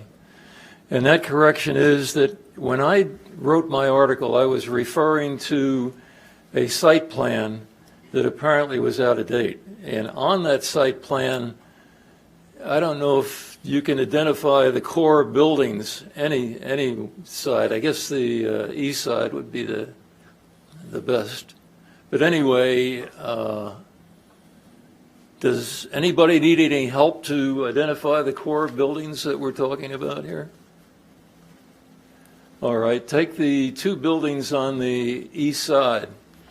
If you look at the space directly east of the core buildings, you'll see parking area. And on the site plan that I used to write my article, it was identified as, what did they call it?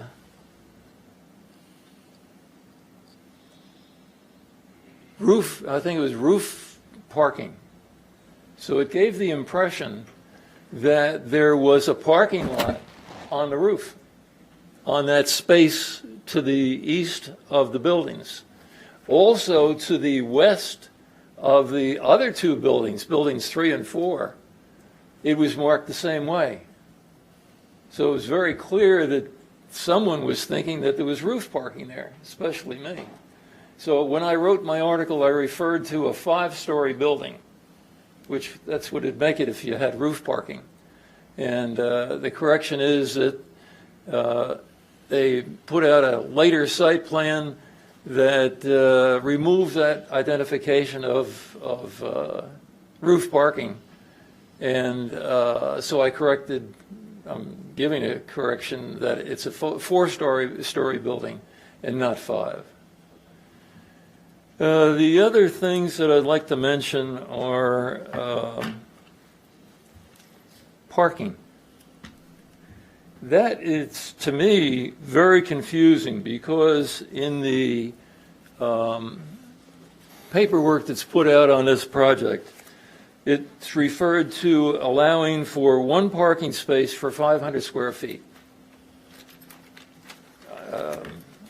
And then when you go to the higher floors, it says 750 square feet per parking space. Now, that disappeared on further documentation on this project. Didn't disappear, but something else was added to it, and that's 1.5 parking spaces per unit. And it started out as 2.5, it went to 1.75, and now it's 1.5 per unit. And if I ask questions along the way, you don't have to answer, or we may be here all night. But what is a unit? That's not defined. Is it an apartment? And is it an apartment that's a studio apartment, or is it 4-bedroom apartment? And I think that makes a whale of a difference to a tenant, whether he has a studio or a 4-bedroom apartment, as to does he get 1.5 spaces no matter what? So that was a puzzle to me.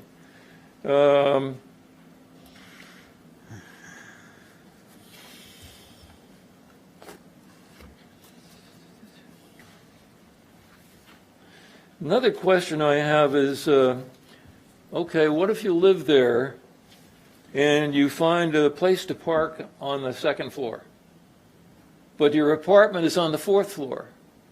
What do? Carry your groceries up 2 flights of stairs to your apartment? I don't see any mention of an elevator, so I think you could run into a situation where you have to carry stuff up a couple of flights of stairs. You have to have an elevator per building code. I'm sorry? You have to have an elevator. For ADA, That's a it's all requirement. I didn't see any mention or Well, anything. it's not that site specific at this point, but that's a building code requirement. All right. Yeah. That would solve that problem. The other thing is the traffic situation. The intersection of Kingston Pike and Campbell Station Road is one of the worst in the city during the rush hours. And there's 3 rush hours. There's the morning, the noon, and the evening. And if you don't think there's a noon, try it at noontime.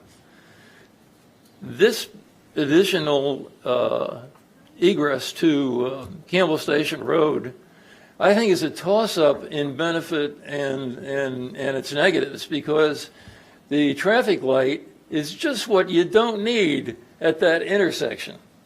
And yet, it's something that will help possibly getting in and out of this complex. But I have to wonder, will it really? Because is the traffic light going to be long enough for you to get out if you're bottled up with the traffic that's already waiting to move on Campbell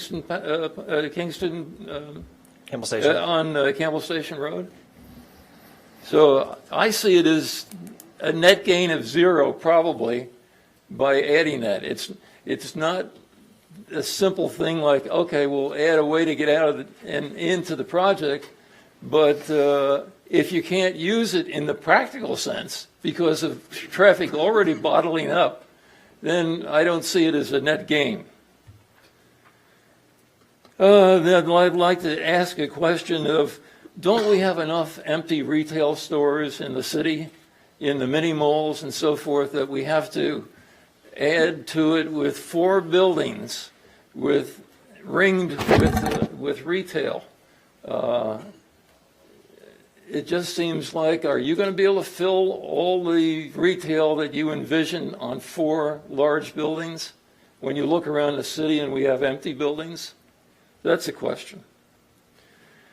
Then just in conclusion, I would like to ask the Planning Commission and BOMA if they have, yes, we do have people from BOMA here, especially Mr. Mayor, if they would be willing to take a step back from this project and with an open mind ask themselves, is this a town center? To me, it's 4 4-story apartment buildings. That, to me, is not a town center. And I think that needs to be given some thought. And are there any people on the commission, on BOMA, who are willing to do that, take an open mind look at it, and answer the question, do I have the fortitude to stand up and say, first among yourselves, to see if there's anybody else who feels the same way, is this a town center? You already have a good start with a city hall, post office, bank, the new construction that you're going to have where Silver Spoon used to be, and Knickerbocker Building. So I think you've already got a town center. You may not have a town square, and you may not have as many businesses that you'd like to see, but it's possible to even expand on what you do have as a town center. That makes more sense than having this 4-story, 4-building complex that is not a town center. Okay. What I'd like to see there are garden apartments. I think that would work out a lot better. It would look better. You'd have less of a traffic problem. It would satisfy your density goals, and it would satisfy, to a certain extent, the apartment desire that you want to have more apartments in the city. So you could look at that. I think that would be a great project for this site. Okay, thank you very much. Thank you. Does anybody on the Planning Commission have any questions or comments? I could answer to some of the points that you made. Correct me if I mess up anything.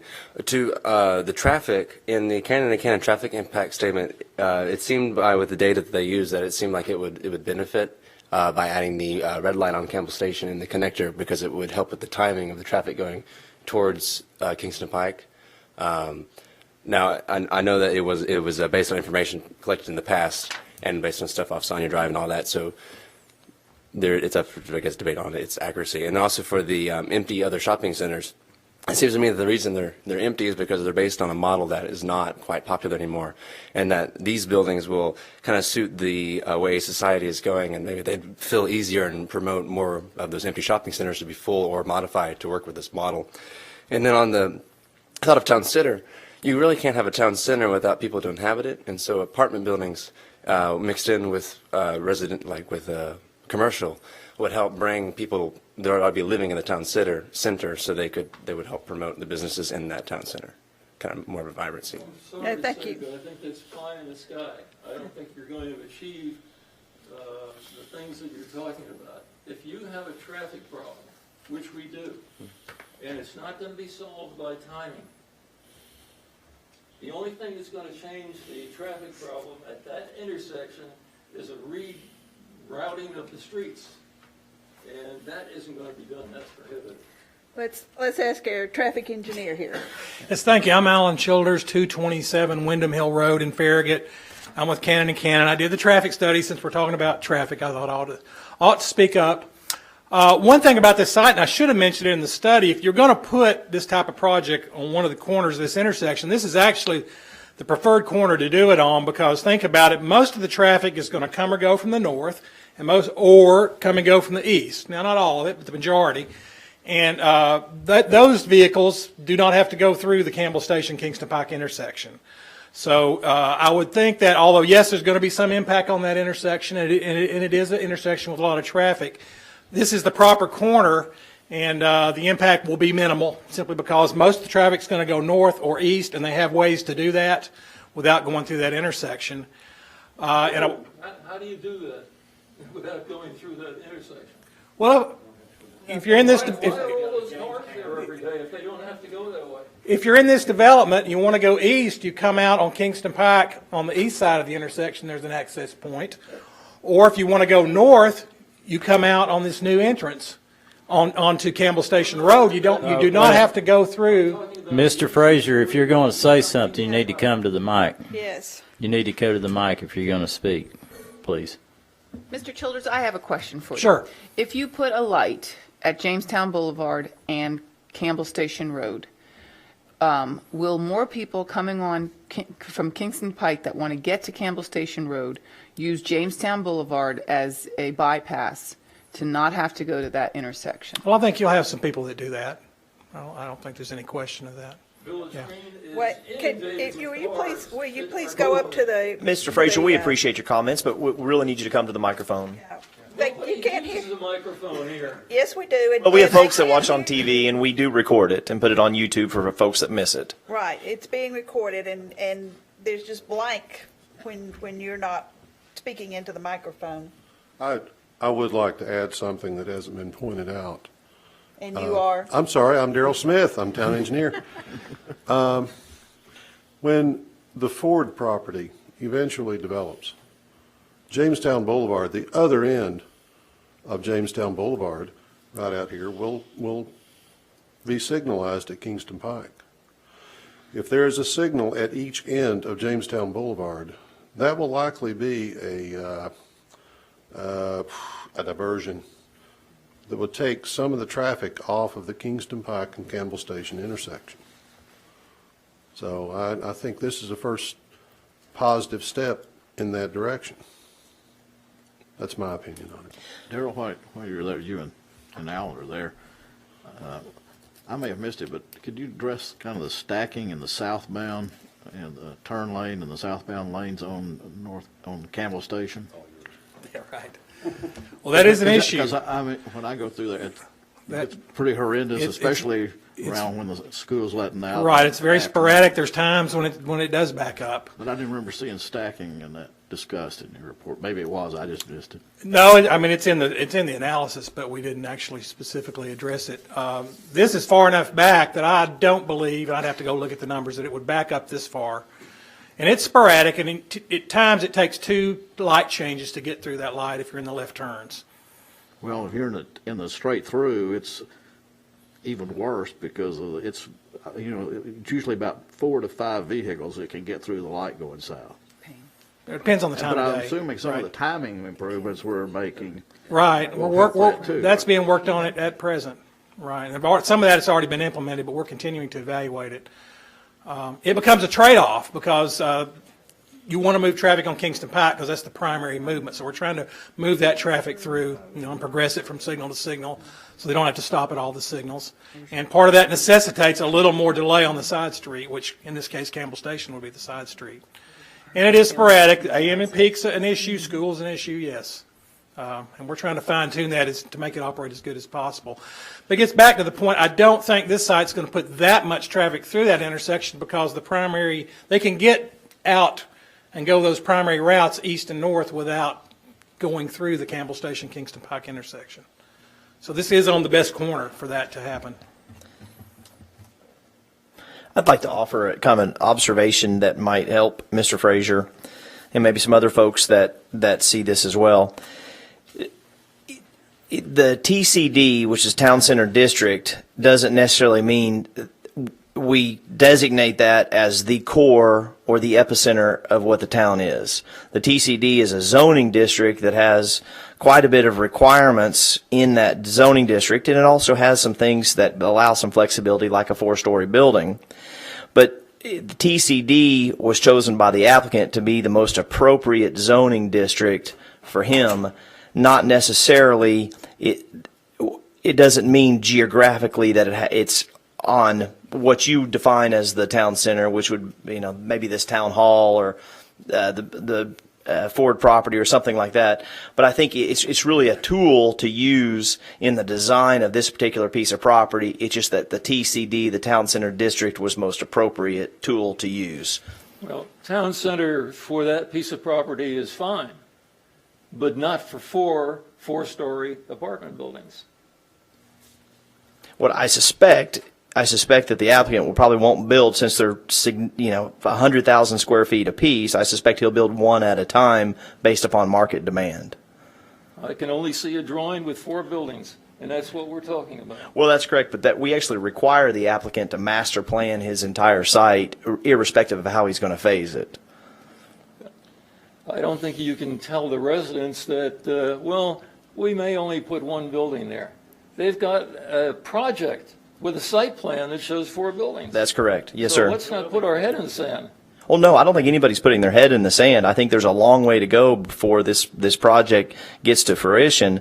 But I think what we're trying to do is work on really what makes sense based upon the zoning district and the traffic needs and the residents and so forth. But I do think that it is appropriate to show what the site would look like built out, just like you said, so nobody puts their head in the sand and says it's only going to be 1 building, but it actually could be 4. So I think in interest of transparency, we appreciate the applicant showing everything on the site that is, could potentially be built. Well, Mr. Allen? Another example is head in the sand, if you will, is I keep hearing about there's no problem going east. There's other ways to go. What way? Through Turkey Creek and all those traffic lights? No, you've got an intersection there that's one of the worst in the city, and you're going to add to it. Putting a number to it, I don't know, but you're going to add to one of the worst intersections you've got. And all these little lipstick things of, well, let's add another way in and out of the project. Oh, yeah, we'll probably have to put a traffic light there. Another traffic light for this intersection? No amount of timing or more lipstick is going to change that situation. Mr. Allen, can you explain the going east from? Well, going east, you'd go to Kingston Pike and take a left. Right. At a traffic light that's already there. Yeah, you could either go through the vets and go to the traffic light, or actually there's a gap because of the lights that are there now, there is actually a gap at my property when the 2 lights work that you can go right out and take a left. But you can also go to the vets and come out at the light. Yeah, I mean, the beauty of this site is you have 3 ways in and out, but this concept plan by definition meets what a town center is. And what you need to understand about a town center, the people that are living there aren't going to leave there to go shop. They're going to stay there. That's the whole idea. You live, eat, and sleep there. I can't swallow that. Well, I would never go into that 4-story, 4-building complex. Let Mr. Allen talk, please. Yeah. Excuse me. I would not. Will you please let Mr. Allen talk? I'm please? not asking you to come, to be honest with you. What is it you would want me to do? I want Mr. Allen to be able to finish what he's saying. Like I say, the concept of a town center is you create a atmosphere and a place for people to live. They can go downstairs and eat. They can go, and it's not going to be all retail. There would be an office there too. They go to their doctor. They're not even getting in a car. And that is the whole concept of a town center. And it's not something that's new to here. There are town centers being built. I mean, Nashville, there's probably been 20 of them done. It's a very popular way for people today to live and not have to get in their cars to go do what they want to do. If you're going to have a town center, this is by far one of the best locations because you have access to the 2 main ways to get out of town. And you can go to the interstate real quick. You can go to Kingston Pike. It's far better than most other locations in Farragut. And to me, a town center is an area. It's not a building or 2 or 3 buildings, but it's an area. Well, this is like the first step. So this may be part of a downtown area that is one part of it. There'll be some, maybe at the old Kroger site, there'll be another one. And Ford property, there'll be another one. But then eventually you have a whole town, downtown, a downtown area. As far as the 4 stories, that's pretty much a requirement. Under Fannie Mae, you can only have 25% to be either office or retail. to get Fannie Mae financing. And so you have to have a minimum of 4 stories to meet that 25%. And that's a very hard and fast rule with Fannie Mae. They will not loan if you're above the 25%. And so that's why you have 4. 4 is requirement of Farragut. I mean, if you go to other places, it's 8 or 10 or 12 stories. Because Mark, what do we need to do next?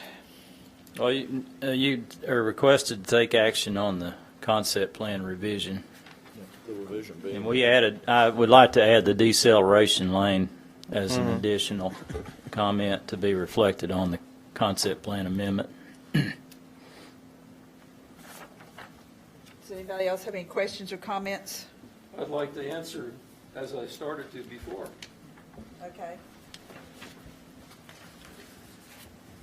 What the previous gentleman described was a prison. You're to live there, and you're to go down to the stores in that complex and do your shopping there, maybe have a bite to eat, then go up to your up to your apartment. So that, I don't think, is the way I live or want to live. When I want to shop for something, I might go to a little store along Kingston Pike. I might go to Turkey Creek.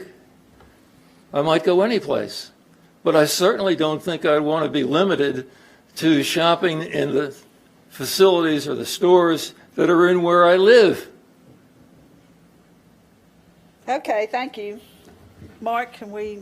It's a bad project. You ought to think it over. If you're ready to take action, it's. I move for approval subject to the 4 stipulations. And you all are That okay with the include As well 4 as- stipulations?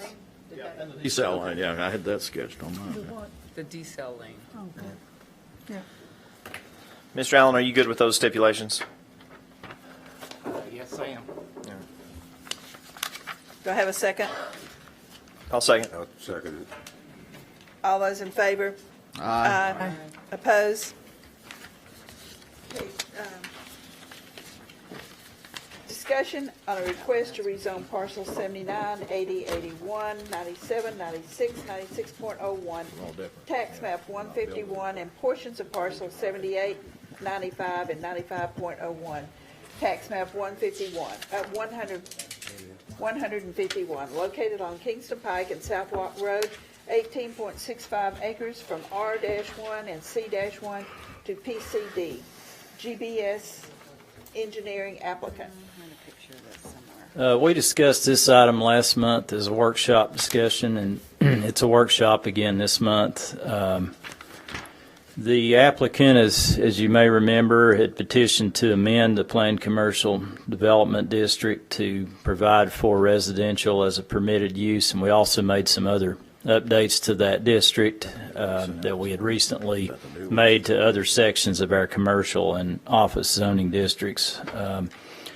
One thing that the Board of Mayor and Aldermen added as an additional amendment to the PCD was to require a team of professionals to prepare the master concept plan and be involved throughout the design of these type of potentially complex master plan type communities because they are, a little bit more involved than a traditional, just a normal commercial development or a normal multifamily development.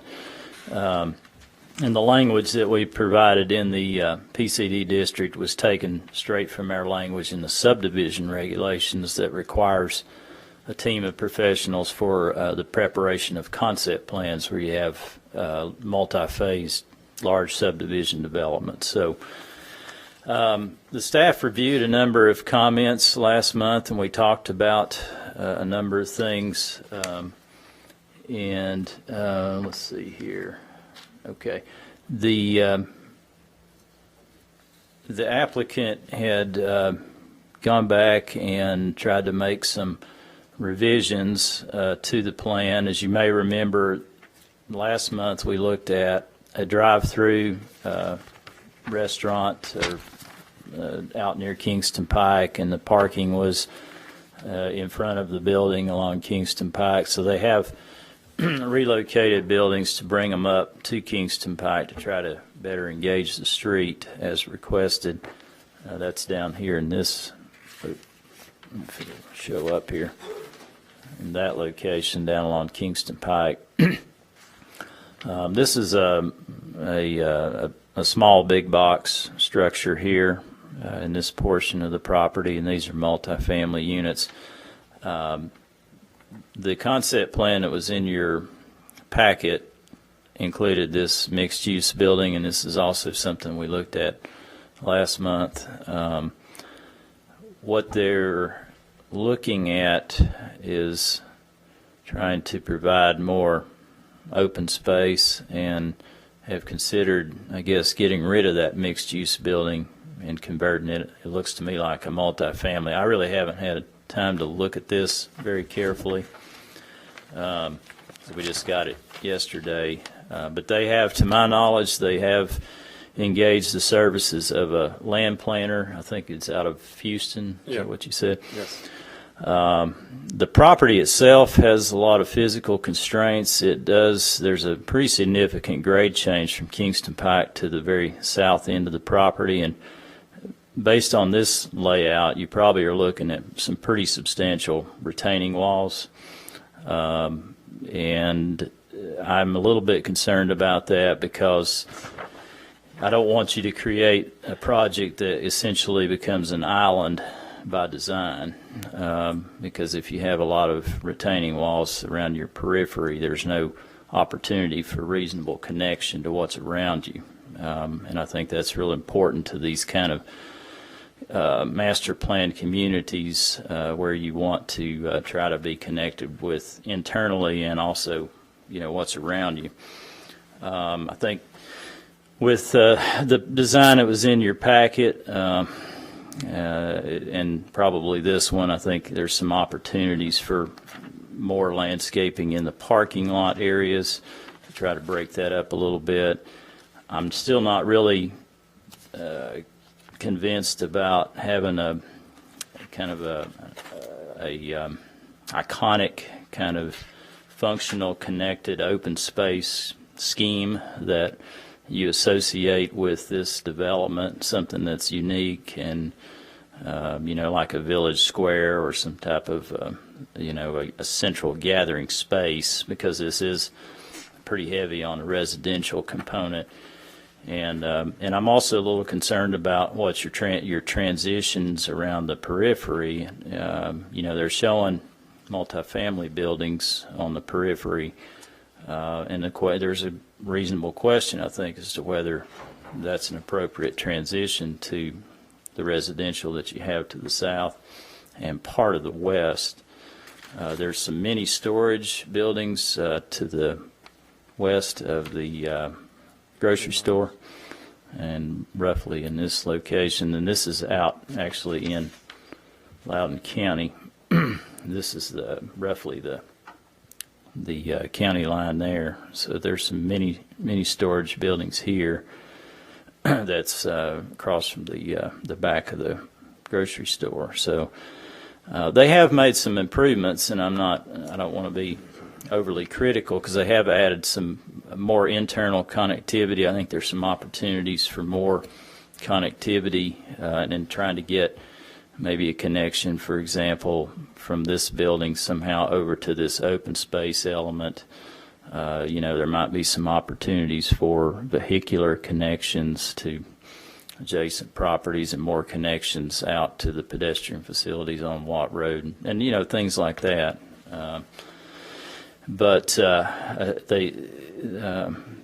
This is the latest concept that I'm aware of, so I think they were wanting to present that and get your all's reaction.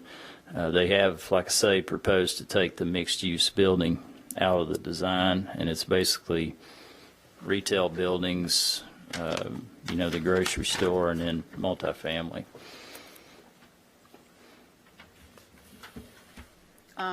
Is that what you guys are planning on doing, taking the mixed use Tell out? us who you are. I'm sorry. Yeah, my name's Mark Bollock. I'm with GBS Engineering. I'm at 1313 Calmia Road, Knoxville, Tennessee. Before I state anything, could I put some drawings in front of you that may clarify some of these issues, please? Yeah. Top two, and then give the president and do the same. Top two. The 8.5 by 11s, I know you can't hear me on TV, so I'll repeat this. The 8.5 by 11s are blow-ups of some of the proposed green space areas. And I literally just got this, about 5 o'clock this afternoon from our land planner. I've made 5 copies of it to be shared. 2 of you all can share. Somebody at home is very upset with you.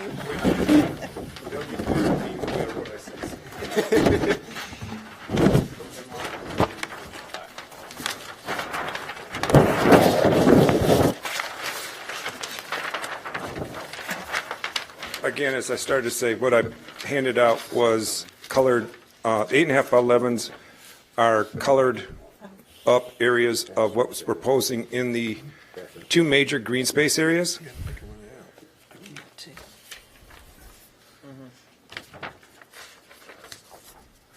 And then the overall has been colored up by our land planner / our landscape architect, is what to show you that we are trying to incorporate some of the low impact design requirements that is required, such as at the roundabout will be pavers.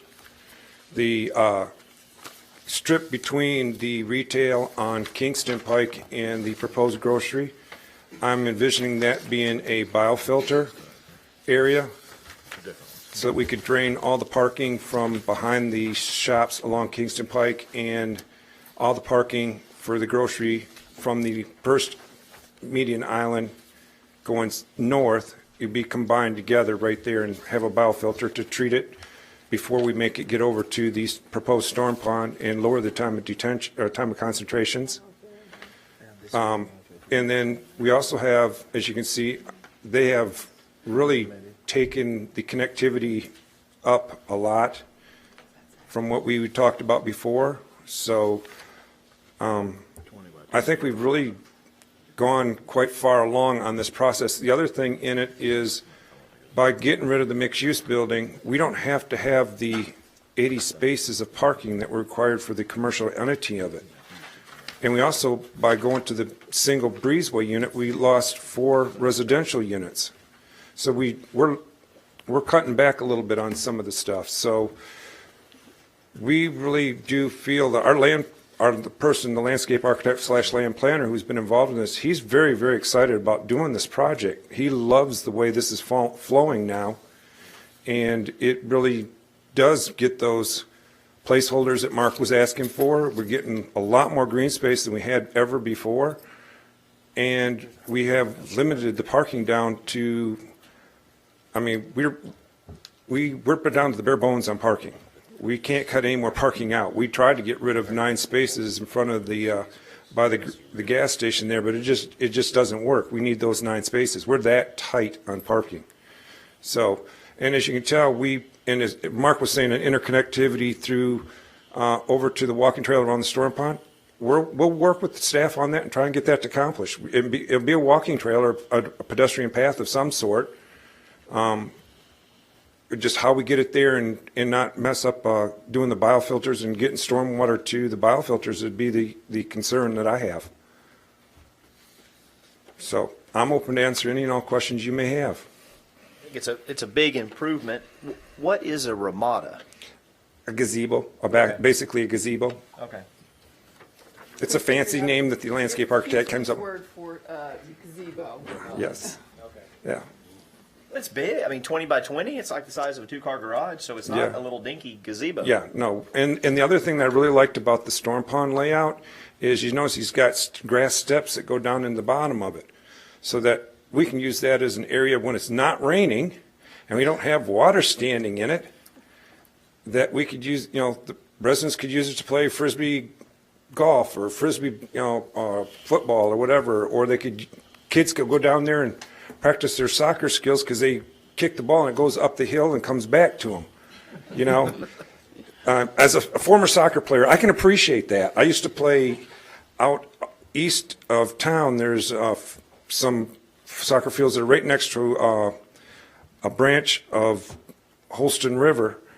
And on more than one occasion, I was trying to figure out how I'm going to get that ball out of the river so we could keep the game going, because someone kicked it way out in the river. So, yeah, I can appreciate sloped areas to return balls, so yes.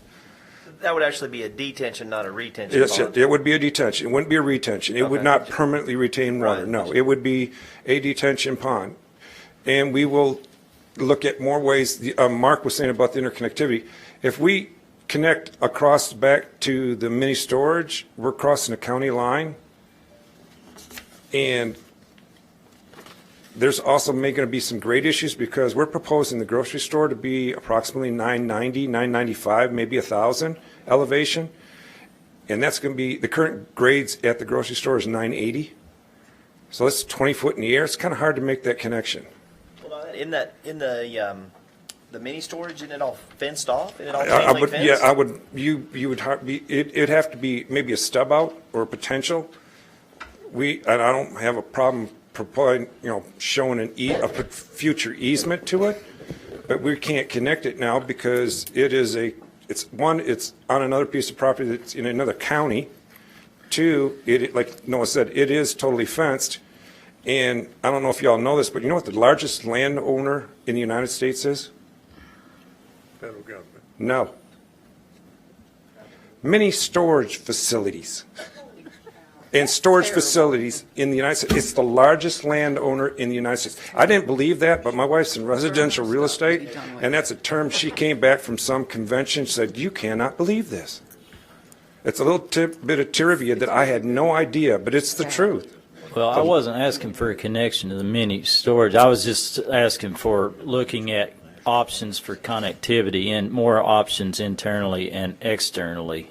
I just pointed out that the mini warehouse was behind the grocery Yeah, store. I well- wasn't necessarily I saying. definitely think having another pedestrian connection over to Watt Road up the hill where the apartments are would make sense. And there's already kind of a sidewalk that kind of goes We got to, one to point, the east. It you know, just need to be connected over. well, the only problem is it goes through another person's property. Oh, those The- townhouses. The townhouses, They and own also that. the other thing you got to remember is there's a big slope right there. Okay. Is it going up or down right there? Well, South Watt Road is lower Okay. right there, so there's a slope right there. When you all were earlier talking about ADA compliance, two negatives right there. One, we don't own the land, and two, there's a slope that we may not be able to make ADA compliant. The other thing is, I have been talking to the gentlemen who are developing this. The apartments will have to be, everything in the apartments will have to be ADA compliant. Every unit will have to have ADA access to every amenity within the area of it. That will be a requirement that I will have to meet. So, yeah, we're going to have some retaining walls, but the ADA compliance of it will have to be maintained too. They don't allow you to have some apartments that are ADA and some that are not? Based on the funding, it depends on the type of funding they do. If they do a HUD funding, HUD requires ADA access from every. On 100%? 100% access from every ADA unit to every amenity within the development. Oh, but not within the unit itself? No. Okay. No. I guess what my thinking was, instead of fighting the grade with retaining walls, what if you had the garages on the downhill side? The architect we talked to, they said that that's what they proposed to be, put them on the uphill side, because that way they could pull the access closer to it. Notice that we have on the south side of every one of those units, it's the driveways. Front door would be? I guess it makes more sense to have the front door facing primarily where you're coming in. Yeah, and then the garage tucked on the back. Correct, on the back side. So, yes. When I think of it, I think of these kind of compact units, it seems like the ones I've seen always have the garages down in the basement. I thought that too, but the architect said, no, that's where they want to do them, because they've done them, and they. Well, that eliminates you having to carry groceries up steps. Yes, I mean, that's the other thing. I mean, if you're living in the 2 floors that are directly above that, you're only going to have to go up 2 floors to get to something, or if you happen to be on the same level on the back side, you walk through if you're the one that ends up running the garage, you literally walk out the back, pull in your garage, close the garage door, open a door to a hallway, and you walk over to your unit and you're there. Oh, okay. As opposed to if you have them on the bottom, there is no. You have to climb steps. You have to climb steps no matter what you do. So, yeah, there's some benefits to having them on the on the 3-story side of the units. And that breezeway that we're proposing in lieu of the mixed use will be a 3-4 unit also. All right. The breezeway, what do you mean, The, which breezeways? where the mixed-use building was. Oh, right. That also will be a 3-4 split. Okay. With the garages on the high side, Okay. 4 stories facing down. And what, the thing that kind of looks like railroad tracks, is that like a trellis? That's trellises. Okay. Go ahead, Louise. I know you're chomping at the bit. First off, I appreciate that you're working with us. Been talking about PCD, I have to remind myself that you could come in and put in your grocery store and move along with your day, and 15 to 20 years from now, we could have an empty big box with nothing to anchor it there. So Right. that's the nugget of PCD for me that we might be missing in trying to get this right. Mm-hmm. That is an asset to our town that we're not going to give to our future generation what we are currently dealing with that, and that makes me happy. I like your plan, but I would love to do one thing, and I'm not sure because I didn't get a chance to get over there yesterday or today. Looked at the topo map. It looks like it's fairly flat in the front. Along Kingston Pike, Yeah. it slopes down towards where we have the grass strip in there. Okay. That grass strip is actually before the actual drainage. The actual drainage way that goes through right now is basically on that next drive over. That's about where it sits. So it's a little bit short of that, but we needed, in order to make the big box, make the grocery work, we have to have a certain amount of parking. I get that. And they also, I really would prefer 90-degree parking instead of angled parking, but they prefer angled parking. So that was one of their requirements. And I appreciate that. I understand that this is a limited, we have limited space here. We're trying to pack a lot in and have parking. And so there's going to have to be we're just going to have to deal with the fact that we have parking and try to make that look as pretty as possible. What I'd really love to see, and I'm not sure if you can do this, is instead of having the retail buildings face Kingston Pike, have them face each other like a mini market square, so that you have a bigger space in between these We wouldn't two. have as much green. Well, here's what my point is. The way I've drawn it, you would have your parking, it's almost like you're just reconfiguring where how you're Okay, I see putting what you're the saying. Have them, okay. Face each other. Like rotate them 90 degrees. 90 degrees on a pivot point. So you have a market, kind of like a square, like a market Yeah, square? yeah. Is that a bad idea? 'Cause it Actually, doesn't- from a land leasing standpoint, you just killed the land leasing, because now they don't have you think about it, with the way it's set up right now, these are, I believe they're 60-foot deep shops. The backside will have, each unit will have they'll be coming in front of VRRB for the signage, but each unit could have a signage facing Kingston Pike, even though they probably won't have, and we may have to have egress doors out that way, hide them with as much landscaping as we can, but just for code purposes. But as soon as you rotate it, you just killed all the leasability of those units, because if it wasn't for the big box being in the middle, if that was shops, that would be dead. I guess what I'm trying to get at is what you've basically done by let's put that aside for a minute. Yeah. What you've basically done is created a place for people to come and congregate. Right. Like a mini market square, and I was just on Market Square, and there's so much activity there. To me, that would be such an opportunity to somehow, and I understand what you're saying. I get it. Yeah. We're still on a thoroughfare where we rely on, it's not foot traffic. It's not like Market Square Right. where everybody goes to a parking garage and walks over Right. and they'll Yes. walk around. Exactly. You need visibility. Yeah, and- I guess I'm trying to make as big an impact as far as getting people families that are, and I'm always thinking this, what is a family who's going to get on their bikes with their kids and drive over to here? What's going to get someone like that here? Because that's kind of what we're looking at. We're looking at what all that you're trying to accomplish, plus making it a place for people that are just looking for an afternoon to go somewhere. Yeah, to be truthfully honest, I think that big retaining pond green space area up front is going to be more of a family draw than any shop that would probably go in there unless it happens to be, I'm trying to think of what my 8-year-old grandson likes right now. You know, whatever is the current phase, shop, you know, what video store, game store would, you know, like a GameStop or something like that would draw their attention from a kid's perspective. But from a biking family outing type thing, I think the green space area right in front of the future fuel center or proposed fuel center, I think that's more of a bigger draw than any shop that's in there. I disagree with you. If you have enough space in there in between those buildings and it becomes. But we're limited at I understand. east but and west by credit union on one side and Little Joe's on the other side. I understand that. I'm not looking for a huge space, Well, but you- it is a space where you could have small events. You could have a. And that, did you look what the landscape architecture proposed in there? With nice trellis areas, covered patio areas, with a little pathway? I mean, I agree with you. I think that would be, what I envision this space here is kind of like what's in between, over by Abuelos and Turkey Creek, where they have that nice green space in between the two things, where they have the Christmas tree every year. I could see this being a spot where they have a Christmas tree every year. The western edge of Farragut's Christmas tree.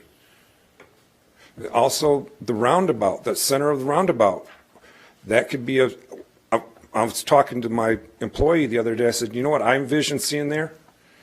And this, you all may think I'm kind of nuts or anything, but I envision like an 8 to 10 foot obelisk, 4-sided obelisk with flat sides instead of points. And on the flat side, it says north, south, east, and west, and it's rotated directly like that with a nice set of shrubs around the base of it. Now, I'm thinking pie in the sky here. I have not even discussed this with the developer yet, or the landscape architect, but I mean, I'm already envisioning how things are going to fall out. When I saw what the landscape architect and the land planner came up with, the retention pond area, I was like, oh my God, I love this. Can I get this so I can get it in my plans? He goes, you get it approved. We got it. It's already done in CAD. We got it. We'll give it to you. It's not a problem. I think it's genius. I mean, I've never seen anybody be able to use a retain. You can do this without like a low flow channel or anything like that. You don't have to have a low flow channel anymore. Okay. You've slowed down the velocity. Is that? We're going to be. I mean, we're going to be trying to do things to slow down the time of concentration, so that by the time we get to the detention pond, we're going to have the smallest detention pond we can possibly put in there. We're going to do things to minimize the stormwater flow coming up. With the pavers and the With bioswales. pavers, bioswale filters, you know, that's in the detail stuff, but that's, our goal is to get it to, we have a very small, as small a detention pond as we can without blowing the budgets for construction and everything else. Realize is that area where the retention pond and the gazebo, or they call it the ramada, or the landscape architect calls it the ramada. That's probably, I mean, about an acre and a half, I'd say there. Yeah, it is. I mean, so it's not a little area. No, we're talking almost, it's almost 2 acres You could right host there. an event where people Yeah. put up tents and Yeah. do things like that. Yeah. I want to just elaborate a little bit more on Louise's. I thought about turning these buildings, these retail stores, 90 degrees, okay? And have the little mall and move that parking behind them and having bigger area in between the buildings, like Market Square Mall, so to speak. I'll let the developer answer that question, because I mean, I think I've answered it pretty well, but I'll let him talk to it. Mark, do we need to take a break? No, we have 30 minutes. Oh, okay. Hi, Daniel Smith, 810 Henley Street, Knoxville, Tennessee, 37902.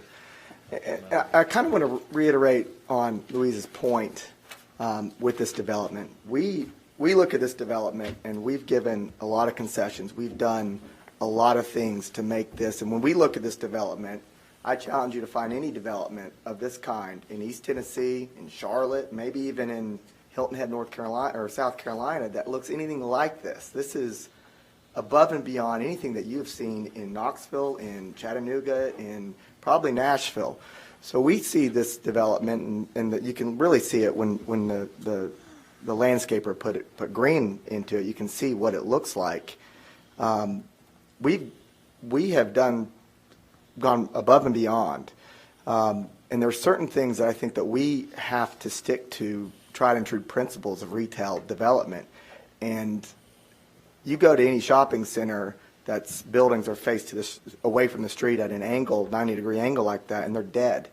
And they're dead because of visibility, because people don't know what's in the center. You're going to have to look at the sign. The signs in Farragut are already small, so you're relying a lot on your building signage to let people know that what's there.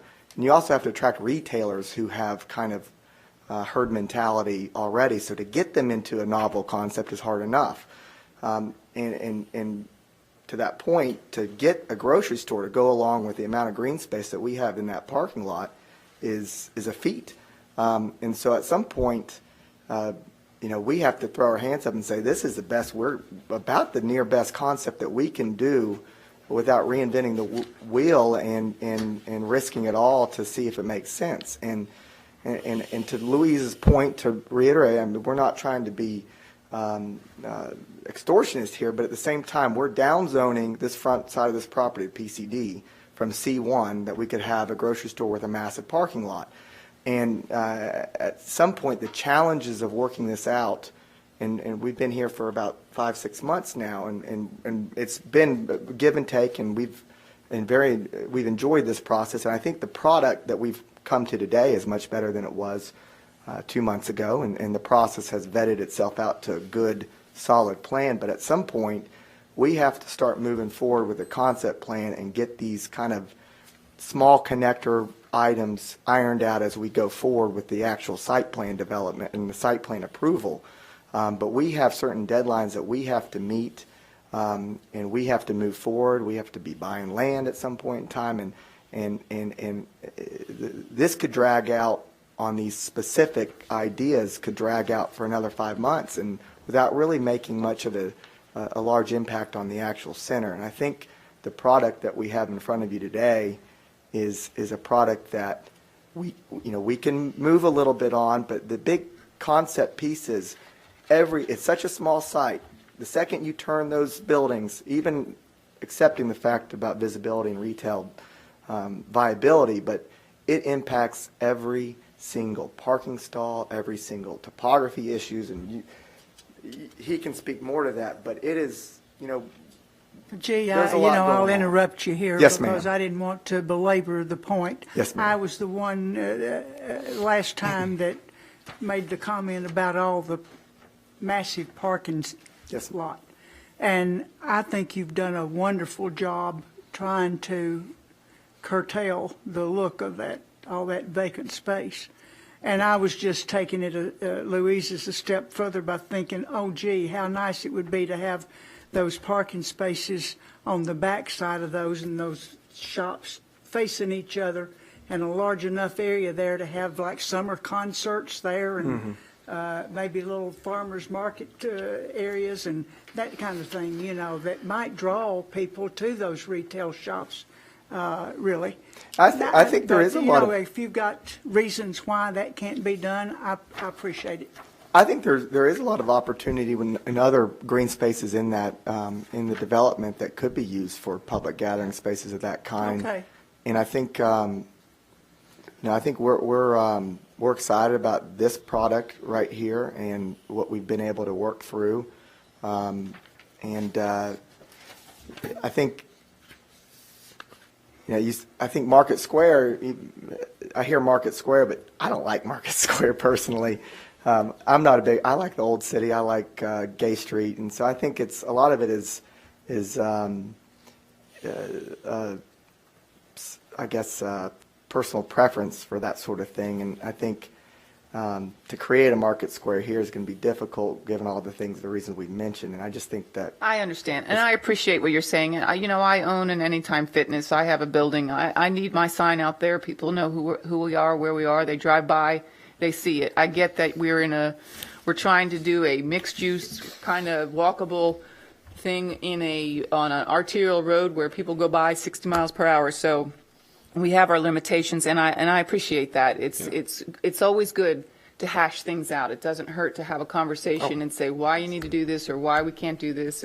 So I appreciate that. I appreciate what you've done here, and given the limitations we have with the size of this property and the topography, I think you guys have done a good job here. If I may add one more thing real quick. When I saw the land planner's rendering of the parking field for the grocery store, I don't know if y'all have ever been down to Kewah, down in South Carolina. I hadn't been down there for probably 10 years and went down there last year, and they have a new Field Fresh grocery store right near the entrance. This parking field for the grocery store here, as proposed, is actually nicer than that. This layout is actually got more landscaping than what's at the commercial part of Kiowa Island. I can honestly say that because I've been to it. Mark, Other thoughts? will you go over the subject twos? Are there anything here that we need to discuss? Always a color rendering like that makes something look pretty good, look a lot better. And also, another thing, on the islands that are in the grocery area that look like it's stone, those are actually shrub plantings, proposed shrub plantings. If you look at one of the blow up of the area next to the residential, on the bottom there, you'll see that it says something about and shrub plantings, and it has a similar type thing. So that is not stone. Those are actually proposed shrub plantings in that area. So, yeah, it's not, we're not putting a lot of bark mulch out there. We're talking about putting a lot of landscaping on, proposing to do a lot of landscaping on this. I think most of the things that I see here, with given what we've got to work with, it is relatively small. You do have topographic issues. I think, adding some more islands and these larger. We have no problem with that. These larger groupings that don't have landscaping islands as much. Mark, the one you just circled, I don't want to put them in there because I need those for the residents in the apartments. You may have to with the 15, I think maximum is 15 spots in No, a row. you can do 20 if you have 12-foot clear or 15-foot clear landscape islands, and that's what's proposed. Oh, that where the walking trail goes across? Where Well, the sidewalk where- goes across? On each end of the 20, Okay. the landscape island there is not 9.5 feet. It's like 12 to 15 foot clear. Okay, you're saying that makes you eligible for Yes, doing that's- 20, yes. up to 20 in a row? Yes. Okay. I did not go over 20 any spaces because you cannot do that in the town of Farragut. Right. Getting the retail spaces connected to your functional open space. I think we can do that by doing a path that goes parallel to the bottom drive. Some way to do that. Yes. Just keep working on getting the connectivity shored up a little bit more. Those kinds of things. But, One of the things we'd like to request is at the next meeting, we vote for zoning, not have another workshop. We really need to be, I think we're close enough now where we can take your comments, incorporate them, submit them early next week, so we'll have it on the staff developer meeting. At the staff on development 30th. meeting, and then at the staff development meeting, go through these last little tidbits, and like to be in the next meeting, we'd like to be actually coming in front of you for the vote to yay or nay for PCD, if y'all are amenable to that. We really do appreciate working with y'all. And again, I'll say, I hope to see all of y'all at the staff development meeting, because that really tickled my fanny when y'all were sitting there the last time. I want to do that. No, it made it good. I mean, because you guys do have an input on all of this, and it's nice when you can do that in between meetings. And we can make adjustments and do the final fine tuning so that when we come in front of you, the subject twos are very small. So I do appreciate the fact that you all take the time out of your schedules to come to that meeting. I do appreciate it very much. Thank you. That's Is that it? Yep. Okay, let's take the break now for the camera. Can we do that? Can we do that before you start?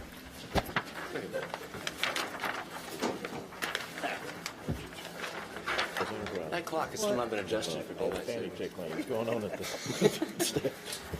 I never go to those because I think it's something we all need to see at the same time. I know there's something.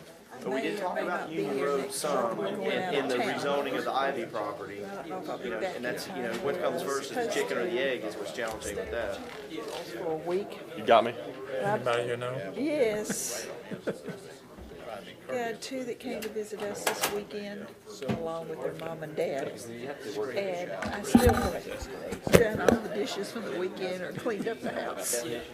I had to take at least. Yes.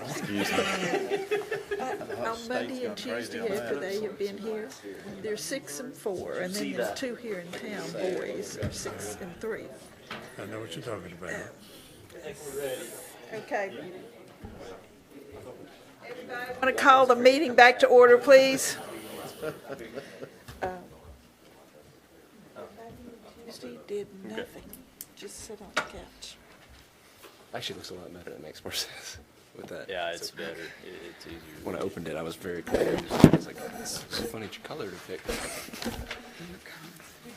Who you are, please. Are you ready for me? I'm sorry. Thank you so much. David Smoke, Town Administrator of the Town of Farragut. Glad to be here with you tonight. I'm sorry you're having to get me now at 10:15, but I hope I will go quickly for you and get through this.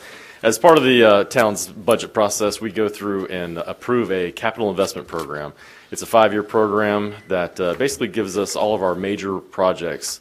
Those major projects include general town projects, they include parks projects, and they include engineering type projects, roads, greenbelt trails.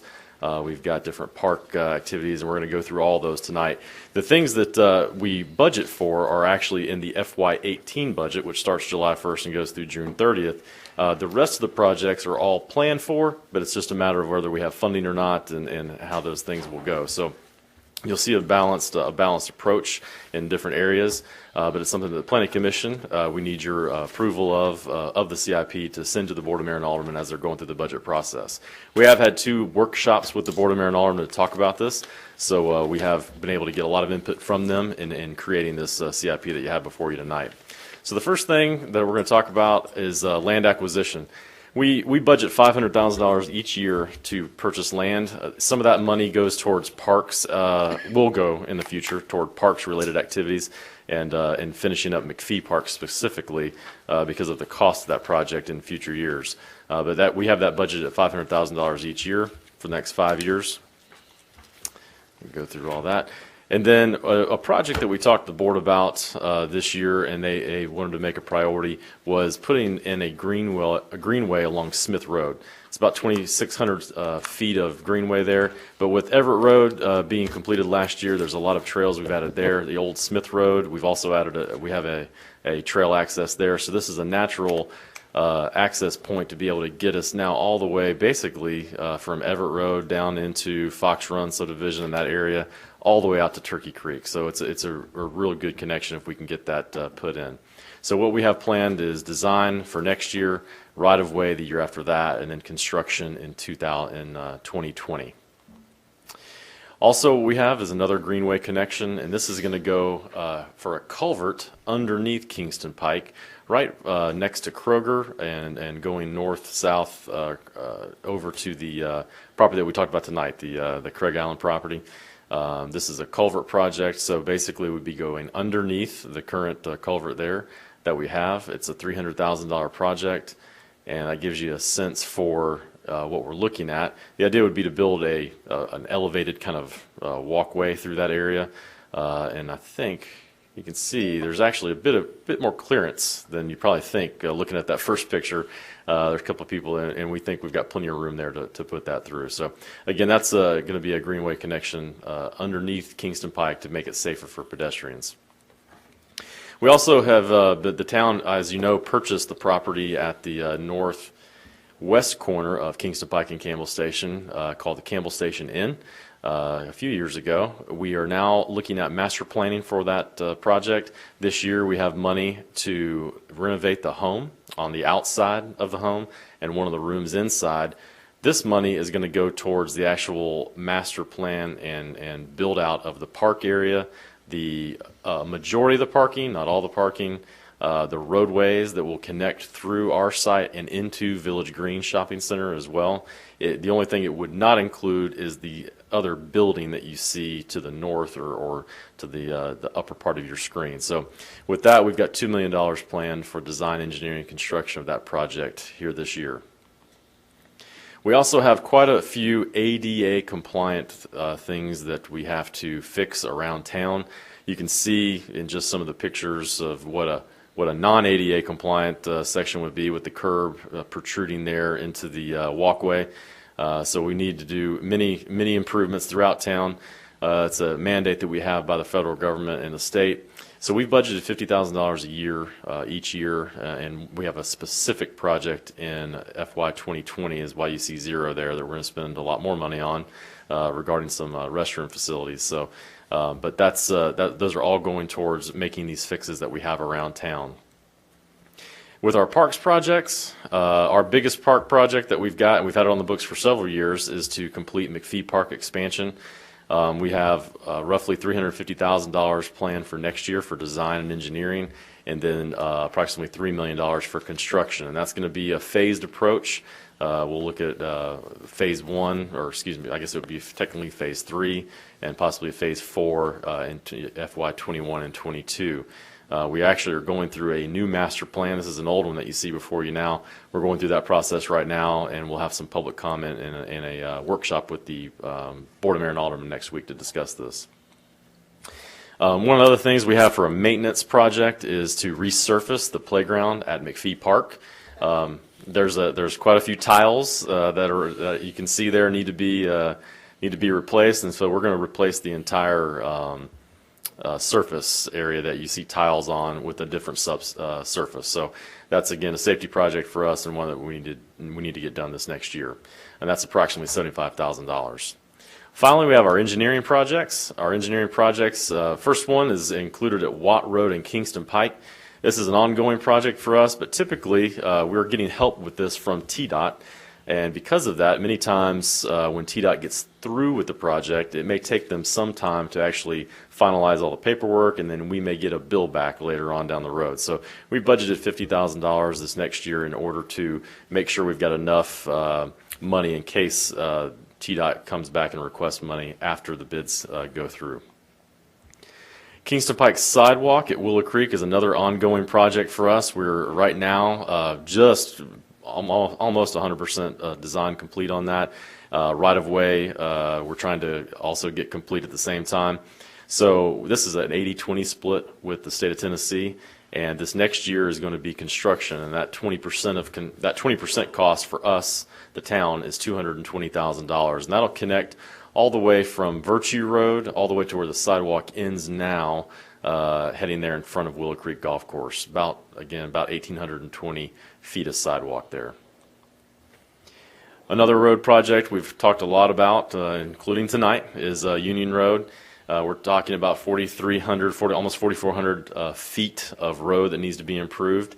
We were able to get funding from TDOT for the design of that project, an 80-20 split again, town paying 20% and the state helping us out with 80% of the cost. We're currently underway on the design of that. So for next year, we have budgeted right-of-way acquisition at $500,000, and what we would hope to anticipate getting is funding, federal funding for both the right-of-way and for construction in FY19 of roughly $3.5 million.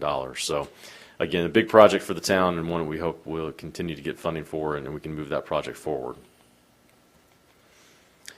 Another project we're working on with TDOT. TDOT has come in, and they're going to be doing the Concord Road widening and improvements here. I think this summer, I believe, they're going to be bidding that project out.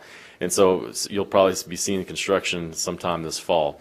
Part of that project is to add street lighting to that area, and so we were able to work with TDOT and get them to upgrade the street lights out there, and next year we've budgeted an additional $20,000 to make sure we have enough money in there to cover those street light enhancements.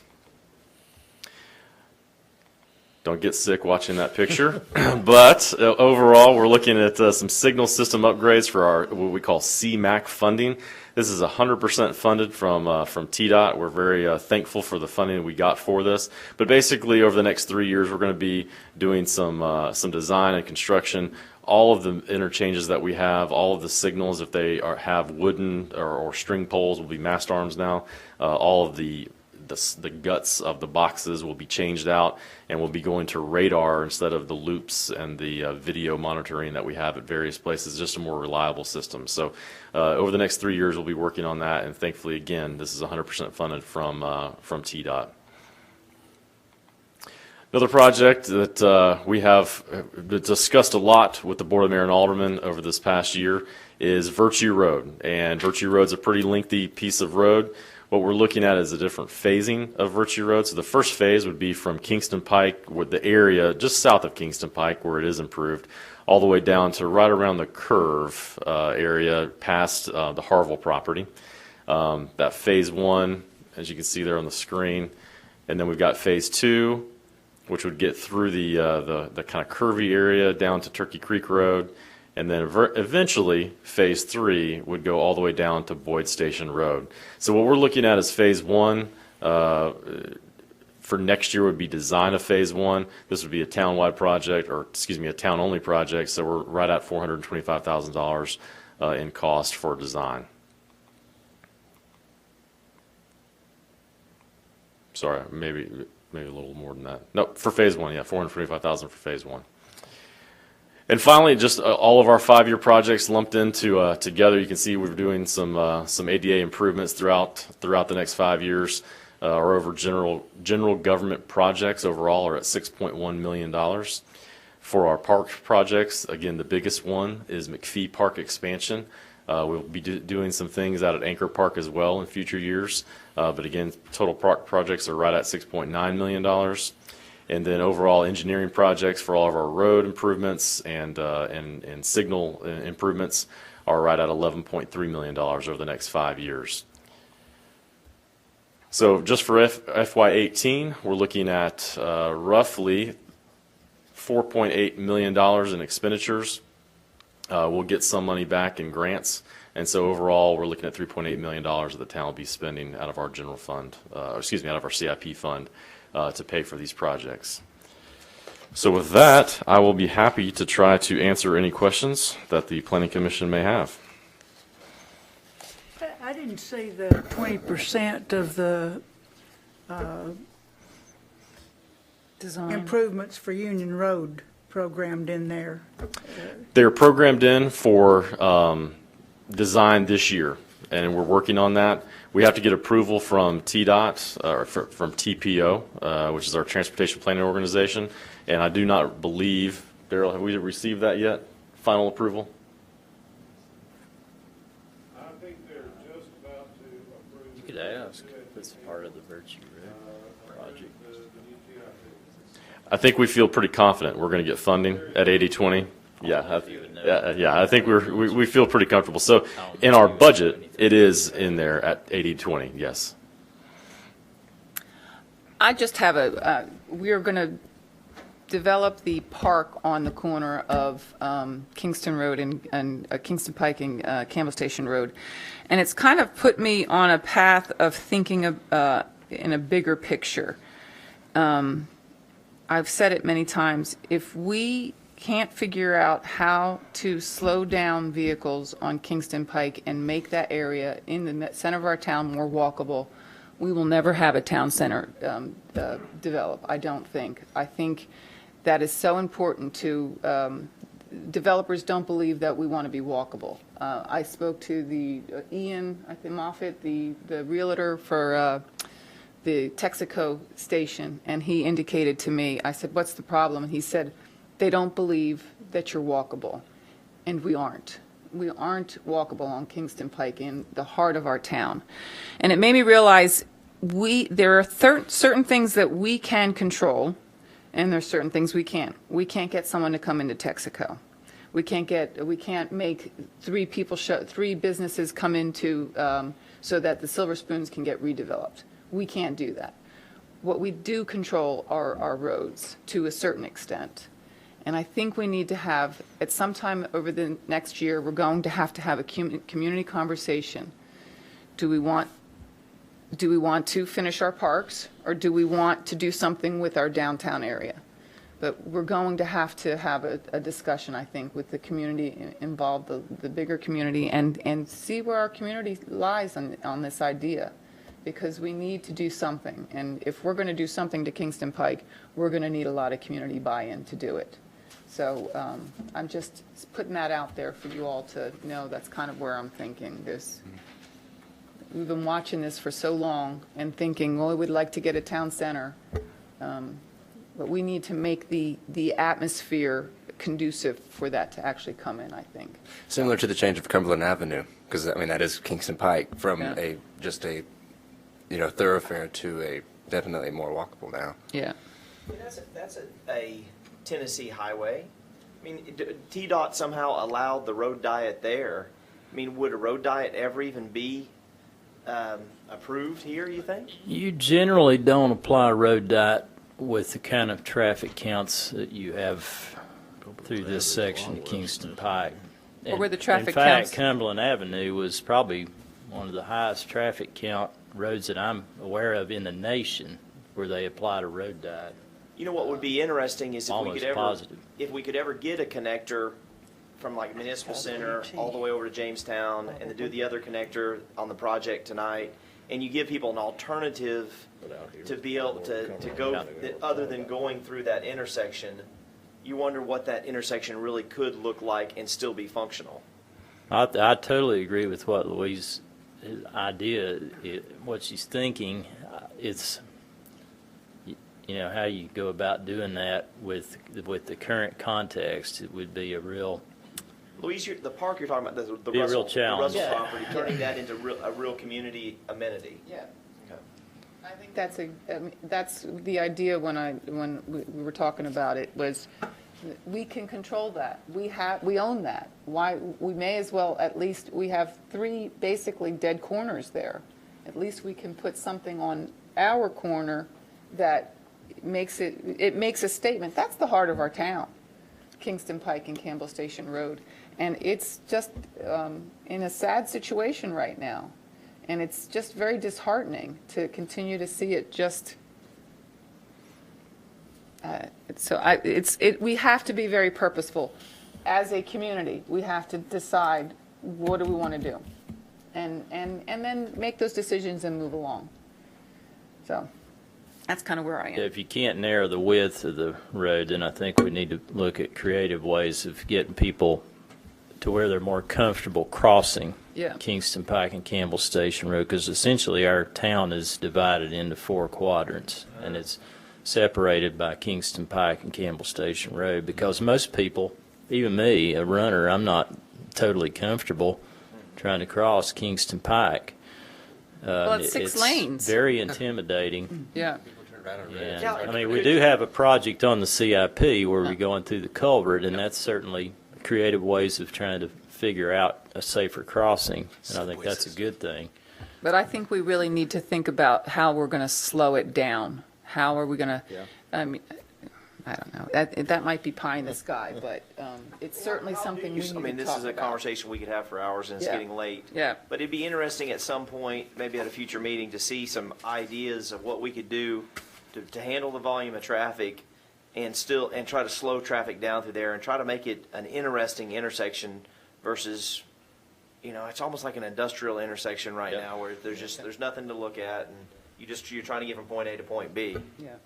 I know in Franklin, Tennessee, what they did is they have a main where 2 major streets came together, and they put a massive roundabout in with an obelisk in the middle, and it seemed to have worked pretty well, and it really sparked a lot of kind of development there. Roundabout with, I mean, I'm not an engineer, so Darryl will probably kill me for saying anything about this. He's rolling his eyes back there. Actually, I love the idea of the roundabout, though. I don't know if the roundabout, I've seen 2-lane roundabouts before. And you've got to be paying attention to what you're doing if you're getting a double roundabout. Slow you down if you have to pay attention. It slows you down. Yeah. Yeah, you'd have to have some community buy-in big time for that. Yes, you would. But I think that would definitely add some interest. You can't put that in overnight. Roundabout. Mark can plan anything. It's just a matter of Darryl telling him whether it can happen or not. So. That's the spirit. It's a good point, yeah. But it would be something interesting to look at sooner rather than later, because we already own one corner. The Russell House is set back from that intersection. There is another corner with a willing and able seller. And so if we had to acquire right away for doing something really outside the box, like a roundabout, assuming TDOT gives its blessing, I mean, that would really be a cool thing. And then you'd have to the points to it and say that is the center of the town. Because now when people ask me, like, where's Farragut, I say, well, it's that abandoned house next to the abandoned Silver Spoon next to the abandoned gas station. You know, that's not like, That's not, you know, do a thumbs up on that, you know. But that's the state of it. Yeah, I agree. I mean, it wouldn't, Well, there's it'd be really nice no to reason think to slow outside down the there box. right now. No. no, there's not. That would give it kind of an iconic element to that industrial-looking It'd be awesome. intersection. They really would. Yeah, people would associate it with Farragut. Sorry to get off on a tangent. David's like, Better I've got. way. Was this a budget thing? When you don't bring it up, we'll never talk about it. That's true. Well, and truly, we're actually going to be starting a strategic planning process here in the next month, and I think that's going to be a great opportunity for us to talk about kind of our long-term vision of what we want to see down in this area of town, and what the board and the community want to see. And I think once we get we've haven't updated that in about 6 or 7 years, so I think it's about time to do it. And once we get that in, I think then we can really start talking about long-term planning for things like that. Any more questions? Do I have a motion? Do we have to? Guess we need a motion on that, Dave? We do. We need a recommendation from the Planning Commission for the We current recommend CIP. approval of the CIP. I'll make a motion that we recommend approval of Thank the, you. I think Ed just did that. I think we've got it. So Two anyone want to motions, modify I'll that to a second second? it. I'm sorry. It's all right, Ed. All those in favor say aye. Aye. Opposed? Okay, thank you. Is that? More. There's one Yeah, more. there's one more. Wow. Roads. Yeah. This is amazing. Okay. Discussion on an update to the major road plan. This is for discussion only. Okay, I'll try to be relatively brief since it's about 10:30 or after 10:30.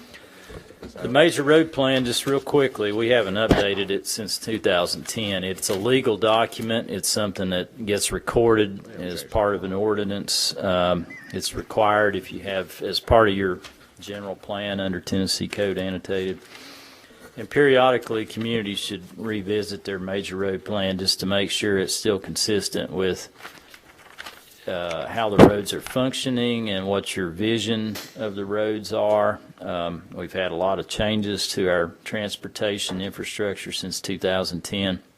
A lot of new roads, a lot of roads that have changed as a result of signalization and things like that. Some connections that we've had through some other subdivisions, which is a good thing. So what we're proposing at this time is to have you consider some recommended amendments to our major road plan, or at least something to think about. And I'm just going to go through those a little bit, and then we'll talk a little bit about what we did at the Charette last month when we were looking at desired cross sections for different collector streets in that context. So the first thing that we would recommend to have revisited is to consider reclassifying Boyd Station Road and Virtue Road from major collectors to minor arterials. With the installation of the traffic signal at Virtue Road and Kingston Pike, a lot of the people that come from south of the town through the underpass will use that Boyd Station Virtue Road route now a lot of times to access Kingston Pike instead of going McPhee Old Stage to that traffic signal.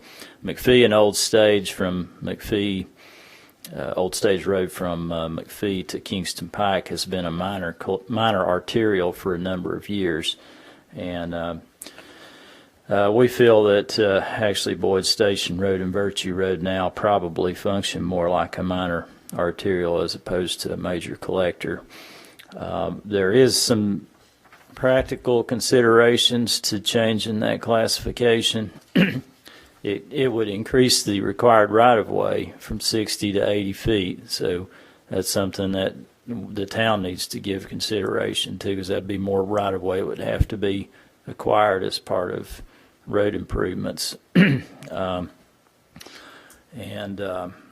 So that's, I don't know if you want to just talk about these individually, or if you want me to just go through them and come back to any questions you all may have. The arterial roads require a greater grass strip separation, like we were talking about with the NHC item that was along an arterial road of Kingston Pike. You're required at least 8 feet versus 6 feet of grass strip separation. Obviously, Boyd Station Road is constrained to the south by the railroad right-of-way, so you're somewhat limited on what you can do with that section of roadway.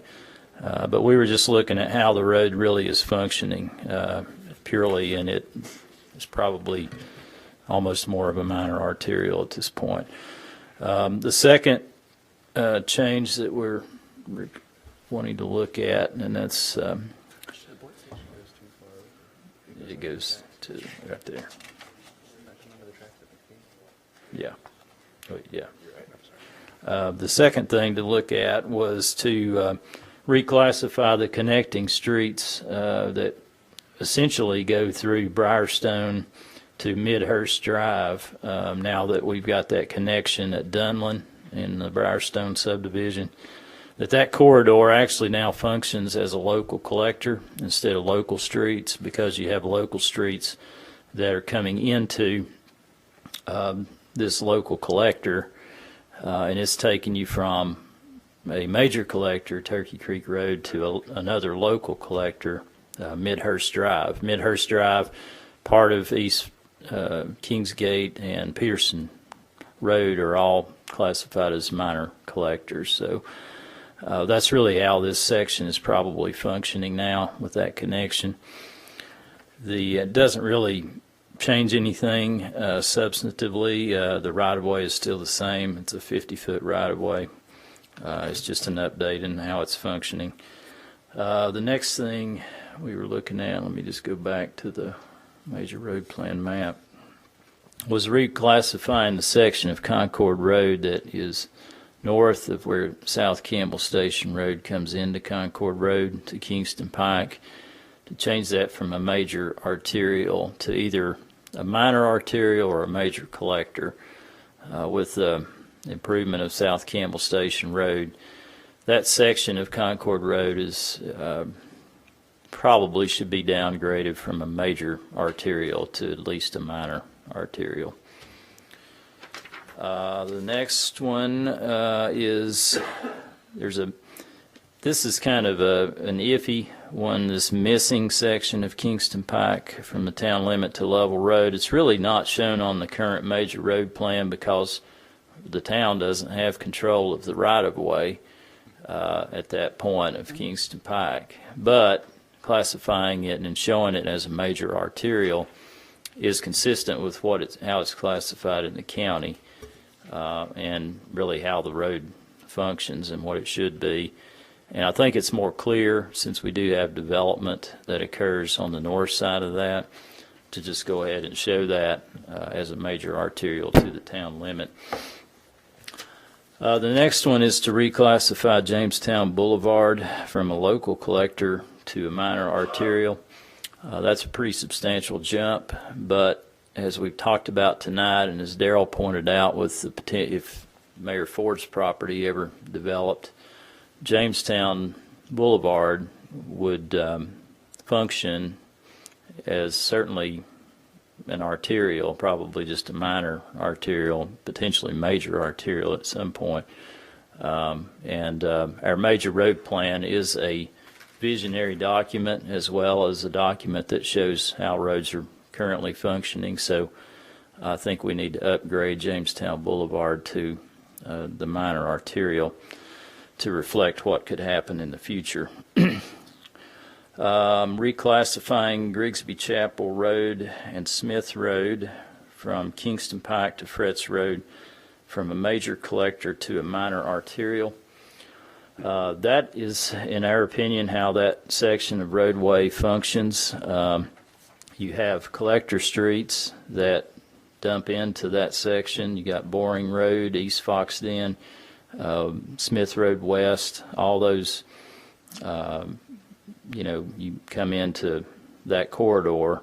And that corridor also connects at its two endpoints, two major arterials, North Campbell Station Road and Kingston Pike. So it really functions as a minor arterial as opposed to a local or a major collector.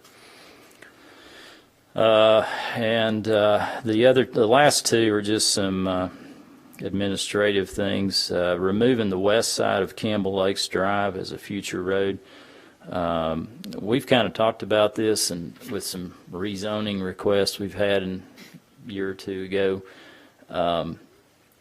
Campbell Lakes Drive, extending that further to the west is really, anything's possible, but it's very, very unlikely because of how they built Farragut Commons and Chapel Point, and you got jurisdictional wetlands and a significant floodplain to the north. So I don't think there's any point in keeping it on the major road plan. And then finally, there was a little small connector road that was shown from Old Snyder Road up to where we did the improvement with Snyder and Outlet Drive. That's no longer necessary since Snyder Road and Outlet Drive was improved a few years ago. So that's another just cleanup item on the major road plan that needs to be addressed. So if y'all have any questions on those items, I'd be happy to try to answer that before I get into the cross sections. Mark, I have 3 issues. On number 2, the reclassifying the connecting roads from Turkey Creek Road to Midhurst Drive from local streets to local collectors. While I may not disagree with your assessment, I am concerned about elevating them to collector streets, because what happens is once you become a collector, those streets and the residents on those streets no longer have access or the ability to put in traffic calming. And because you cannot put road humps or whatever we call them on a collector. And we have basically tied the hands of people on Sonia Drive because they live on a collector. And it's a very narrow road. They can't pull out of their driveways. They have a hard time because of the speed at which people travel on that road.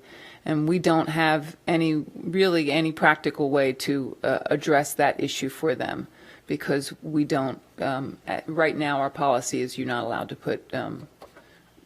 Good point. Yeah. So I'm loath. These are all just for discussion. Yeah. I think it's a very good point. So I'm loath to do that for that one, that particular one, even though I may agree that it looks like it would function as one. I'm concerned about what we end up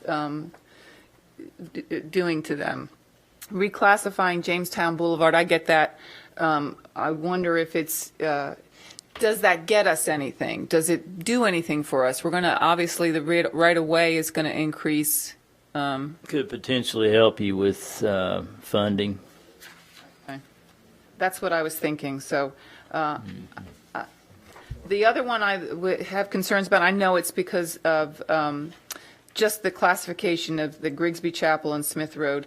I get it acts as a minor arterial. The concern of the people that live on that road is if it gets classified minor arterial, will that bring in multifamily apartments and senior assisted living facilities? And they really don't want to see that. And that is a big concern, that if you do that, and my response would be you need to stay in tune with what's going on, but they are concerned that opens them up to something that probably is not, at least not to them, suitable development on that road. So those were the only ones I had concerns about. Have any agree with that, or any other comments? I'd like to point out one of the town's benefits that we have when we change these classifications and the associated right-of-ways with them is when a property does get redeveloped, developed, or re-subdivided, typically we're able to get the right-of-way that we may need in the future based upon that road profile without having to pay for it. So it is something to think about when we start doing some of these changes. There are some positive changes other than just TPO funding or just trying to have a map that actually reflects the use, but it has to do with when these parcels come back to us, the first thing that happens is that the staff's going to look at the plan and see if the right-of-way is appropriate with the plan. If it's not, then that's the opportune time to be able to get that right-of-way that we would otherwise at some day in the future have to pay for. Okay. Does anybody else have anything? Y'all okay with Louise's amendments to what she was talking about? I wanted to ask you, Louise, a little bit, to elaborate a little bit more on the Grigsby Chapel, Smith Road suggestion of Well, you can't build. the Wyndham Hall people, for example, and those Yep. concerned about that development across from there. Yeah.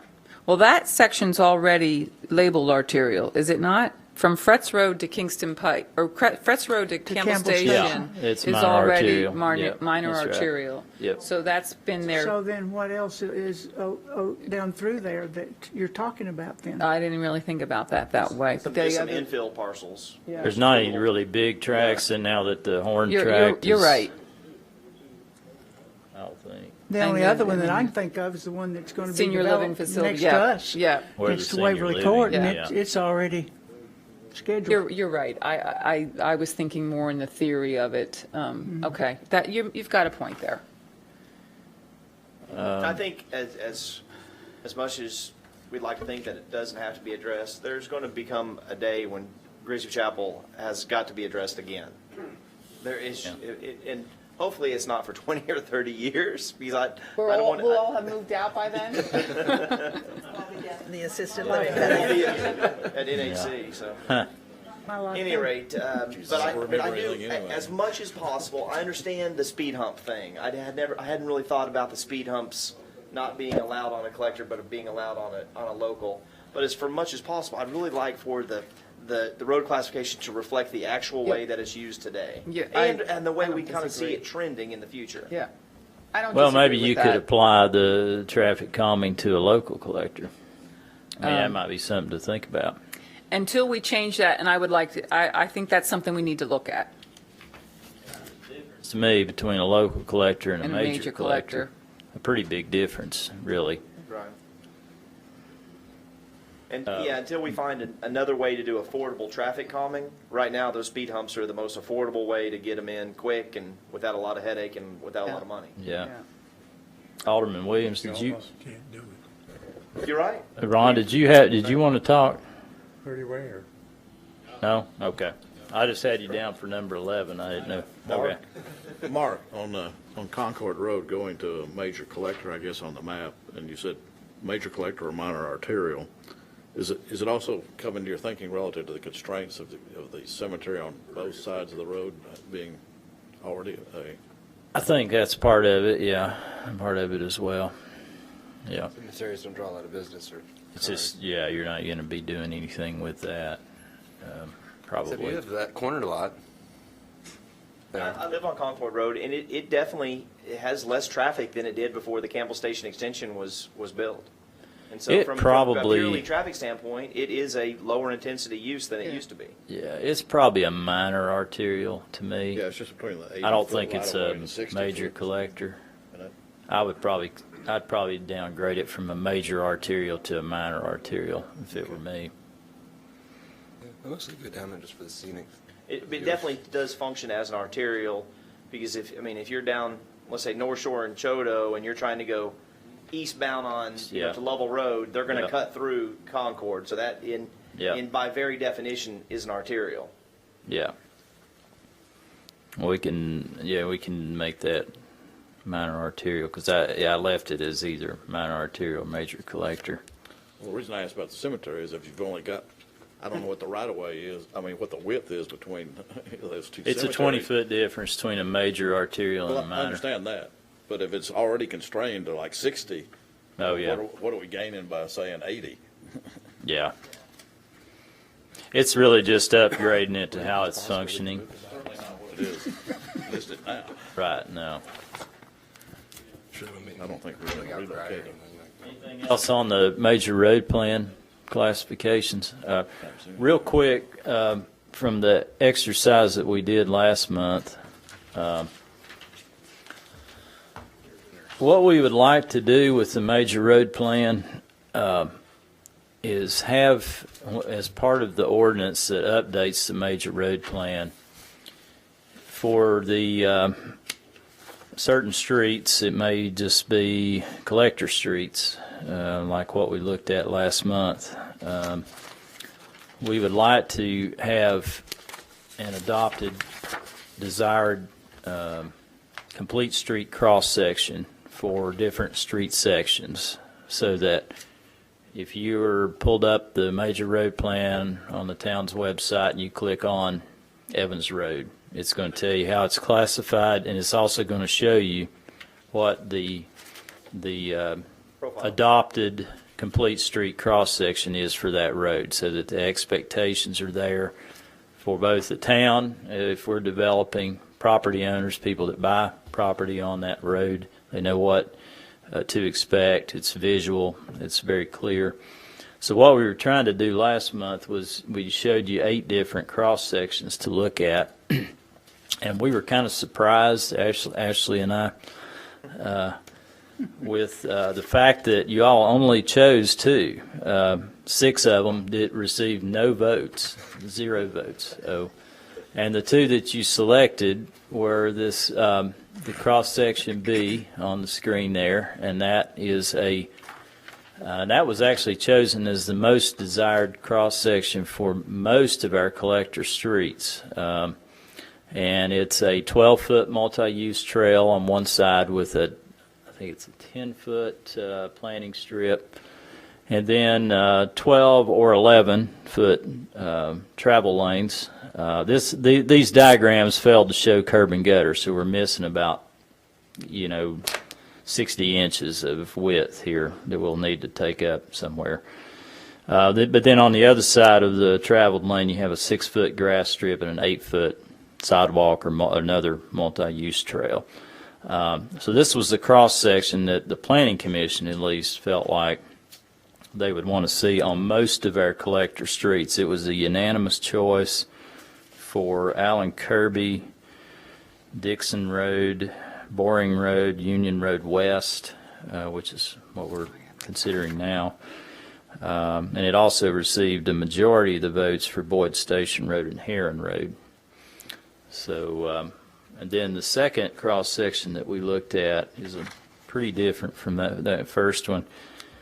Collector H, this one was selected as the most desirable for Smith Road West, Evans Road, and Sonia Drive. It has a 12-foot multi-use path, 10-foot planting strip, 12 or 11-foot travel lane, a 6-foot median, landscape median, another 12 or 11-foot travel lane, a 2-foot separation with a 6-foot bike lane. So I don't know if you all have if you remember what you did last month at this point, but that's what you selected, which we thought was interesting and helpful, really, because that's the kind of feedback that we need if we're going to try to come up with and hopefully we can get more community input on this as well, so it's not just the Planning Commission, that it's everybody. What do they want to see these streets look like in the future? But that's the goal, is when we update the major road plan, we're going to adopt actual complete street cross sections for those different. That could be affected by how we classify the roads based on what we talked about with the major road plan update. Because again, all these diagrams are based on a 60-foot right-of-way, which is our major collector right-of-way. If we reclassify a road to a minor arterial, then we've got to consider an 80-foot cross-section.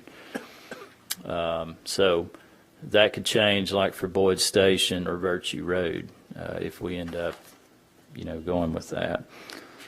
So I think that's all I have. Do you all have any comments on I do. the Just cross a few, sections? and Okay, I'll make it sure. Yeah, quick. absolutely. Because this is a conversation I've been looking forward to having for a little bit. It really is in combination with maybe our subdivision regulations and maybe our bicycle pedestrian plan.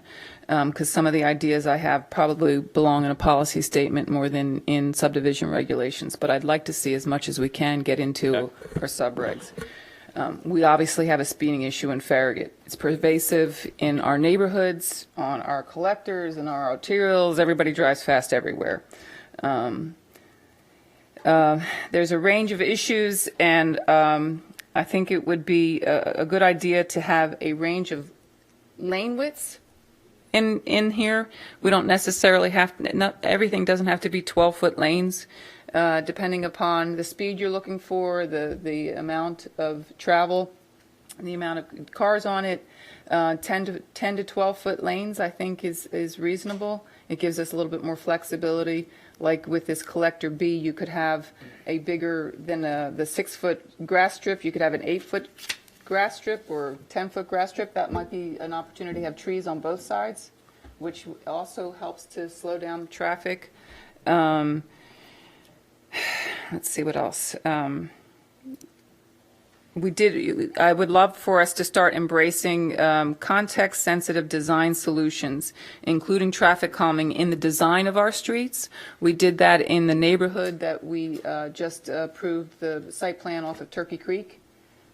We had them come in and they instead of going straight down the hill, we made sure they designed the road so that people weren't going to go straight to the bottom as fast as they could. They had to kind of maneuver around curves, and I think that's something we need to start thinking about on the front end of the designs of our roads. Conventionally, design speed has been encouraged to be as high as is practical. I think design speed should be replaced with target speed. We should be designing our streets to encourage the desired operating speed to ensure that actual speeds match the target speed. And I think we need to embrace the idea of multimodal level of service so that we are effectively serving all modes of travel, not just the cars. We're talking about the bicycles and walkers. AASHTO, a guide for Achieving Flexibility in Highway Design, 2004, this is a quote from them. It says, context-sensitive solutions for the urban, and I translate that to be walkable environment, often involve creating a safe roadway environment in which the driver is encouraged by the roadway's features and the surrounding area to operate at lower speeds. I think that we really need to start thinking about how we're designing our roads so that we are encouraging people to go at a desired rate of speed, and 45 and 50 miles per hour is not it. We're coming up on Union Road construction, and it's been a point I've been arguing a lot. I don't think we need Everett Road on Union Road. It's over-design. It's going to create a very fast road, which is, quite frankly, even in the narrowness of that road, is already fast. I think we need to be very purposeful and very thoughtful about how we're handling that road, and I understand that we have TDOT funding, and I understand that TDOT has changed their standards. So we need to look at that and possibly apply for a design exception, which is allowable, but we need to make sure that we get it right, because we have a lot of fast roads that we have improved. I have a question, maybe this is for Daryl. On Grigsby Chapel, where the islands, and a little bit on Smith Road, where the islands are there, have you been able to prove that the islands slow traffic down? They've stopped a few people. In the island. That's not funny to some people, Yeah. I think. But, I don't know that we have actually done a follow-up, at least in the last few years, to see what kind of speed we have. Drives it a lot. I don't get the sense that traffic is going any slower because of the islands. They're very pretty. I like them. I think they're a great amenity to the town. But I don't, Well, one problem we had that kind of prompted those islands was the passing in the passing, center turn lane. last week I saw somebody pass still, but yeah. Wow. Not me. I didn't pass and I wasn't It's passed, like, but it's like that left turn into Waggles. Yeah. You know, it's going to happen. But that, yeah, We can't fix all. I see that almost weekly. Yeah, But you're right. That's the problem. I just wondered if the islands do make a difference. We can do a speed study Before out we there. spend more money on doing that again someplace, not necessarily just to satisfy my curiosity, but I'd be happy to do one. Our speed tubes are out right now. but but, I was just wondering if you've been able to tell a difference. I feel like it does. I do. But- When I drive it, I I think, feel like it. Rita, I think I can see, I mean, I do drive it, at least 3 or 4 times a week. I think that traffic's a little slower in there. It's still going fast. It's They're not- still going over the speed limit. They're not on two wheels as they, Right. Not speeding. they come through. Yes, they are. Everybody is. Yeah, no. What's Rita, the latest and greatest I've things you? requested for, I'm sorry. Go Oh, no, ahead, I was just going to ask Daryl, what's kind of, it seems every few years we come up with the latest and greatest traffic calming idea, and I'm just curious what's in vogue now. The roundabouts can help. That may be something we want to look at on Union Road. I'm going to find out if we can. I've consider that. suggested that for Union Road, putting a roundabout in front of Fox Run and a roundabout in where the new neighborhood would go in and let it connect in with Swan Farm. Yeah? We will need something to slow down traffic. When they come out that bridge and are coming towards Fox Run, you can see it. It's like, when you go on that carnival ride where you, all of a sudden, all the lights go fast like you're supposed to be going, that's what it looks like. We do have to keep in mind, though, that with, the TDOT has a lot of say in it, so it would be a question for them.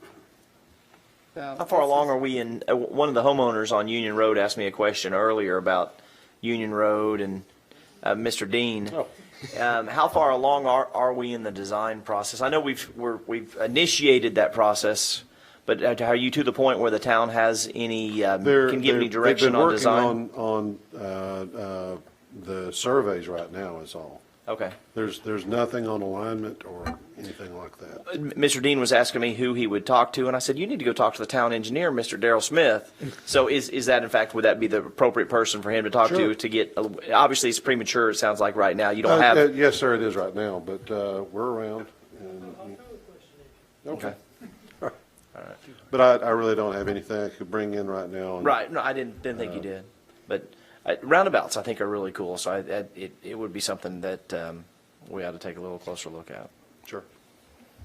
Thank But you. while TDOT has their design standards, as Louise kind of alluded to, there may be exceptions that maybe should be investigated. They do occasionally issue design exceptions. It's not really very often. It's not like Yeah, I would just saying, I'd like understand to get a variance on Union that. Road might be an you know. exception. If for anybody that drove North Shore and Concord Road, and after having kids that played baseball and softball and going down to those parks a lot, the tremendous improvement of being able to get through that intersection at 5 o'clock in the afternoon, even though it's still backed up. I'm not saying It it's still solved, backs up. but you can get through it before. It was 20 minutes to try to get with that when it was just a stop sign. Right. And so for anybody It at would TDOT be to say that roundabout doesn't work, they're crazy because it does work. If you remember back when that was first proposed, everybody said, well, just put a signal up there. That's all you need. No, we would be buried if it was a signal. So, no, it works well. It's not worth $12. I want $3 million. Anything else that y'all have any feedback or input on? I'm going to try to see if I can figure out a way to solicit more input on our cross sections because I think we need to have more representation on what they look like. Not that I don't value your all's opinion, which I do, but At least when somebody comes in, we can say, well, so you mad had the at us, you opportunity to speak and you didn't do it. right, that's right. At our selection, which one was your favorite? what choices we had. Obviously wasn't one of ours. The B is a good, that's kind of what we're thinking about on Union, I believe, something similar to that. But yeah, that's a good one. I like landscaping on both sides I do because I too. think it narrows that traveled way, and it And it gives you a looks good, perception too. of But that's not a whole slowing lot down. different than what we have now on Everett, is it? I mean, how would the new Everett Road cross section differ from Everett this? doesn't have a wide grass strip. Well, we just didn't have enough physical Right. space It has a grass strip, but maybe just a couple of If we feet. had narrower to lanes, we plant might have. trees in it Right. Okay. to narrow that needed an alternate landing field of strip. view. Oh, so what Louise is saying, if we'd gone to 11 footers, we might be able to get a little more to fit in there. If we'd have thought about maybe doing, Union Road, all we're doing is talking about putting a walking path on one side. If we had looked at Everett Road and maybe put just a walking path on one side, and we had a big enough, a wide enough Right. planting strip, I think the tall trees make a difference, because you get on Smith Road, and I've been paying attention. When you get on Everett Road, if you're not paying attention to your speedometer and you get up to speed, what you think is comfortable, you're at 45 or 50 miles per hour. The speed limit on that road is 30. So we did not design that. And it really, you had such limitations. It's a straightaway road. Right. There isn't much you had. But like when you turn onto Smith Road, of course, the lanes narrow up. You have some trees hanging over. And of course, the two stop signs, which I know Darrell can't stand, but they actually do slow the stop. But you wonder if that would have been just a great candidate for a roundabout in there, a small roundabout. Yeah. Oh yeah, So- Yeah. it would have been. So. Mark, Is that the end? when do you plan on gathering everybody in front of NHC? Yeah. Well, I'm sure I won't be able to get everybody's schedules coordinated, but I'll have to notify the press. And maybe we could ask the Public Works Department to come over with their truck with their flashing arrow to tell people to get over Yeah. while we're walking down Kingston Pike. Do that probably in the next couple of weeks sometime. I'll try to send out a invitation and advertise it, so we'll have to have it as a public meeting basically. So I think that would be useful. Make it at least later than this first week of June, 'cause I'm gonna be out of town. Out of town after the First first of week? June. Okay. And I can bring my grandchildren second, if you have it second week, I'll have 4 of them. Give me a heart May not want attack. your grandchildren No, right not there on at that Kingston shoulder of Pike. Kingston Yeah. Pike. No. So that I want to be there. Okay, the May 18th. 2017. Going somewhere fun? Hopefully you'll have nice weather. When I went, it was raining. You really want to think about autonomous vehicles. Should I run to that second? What time is it?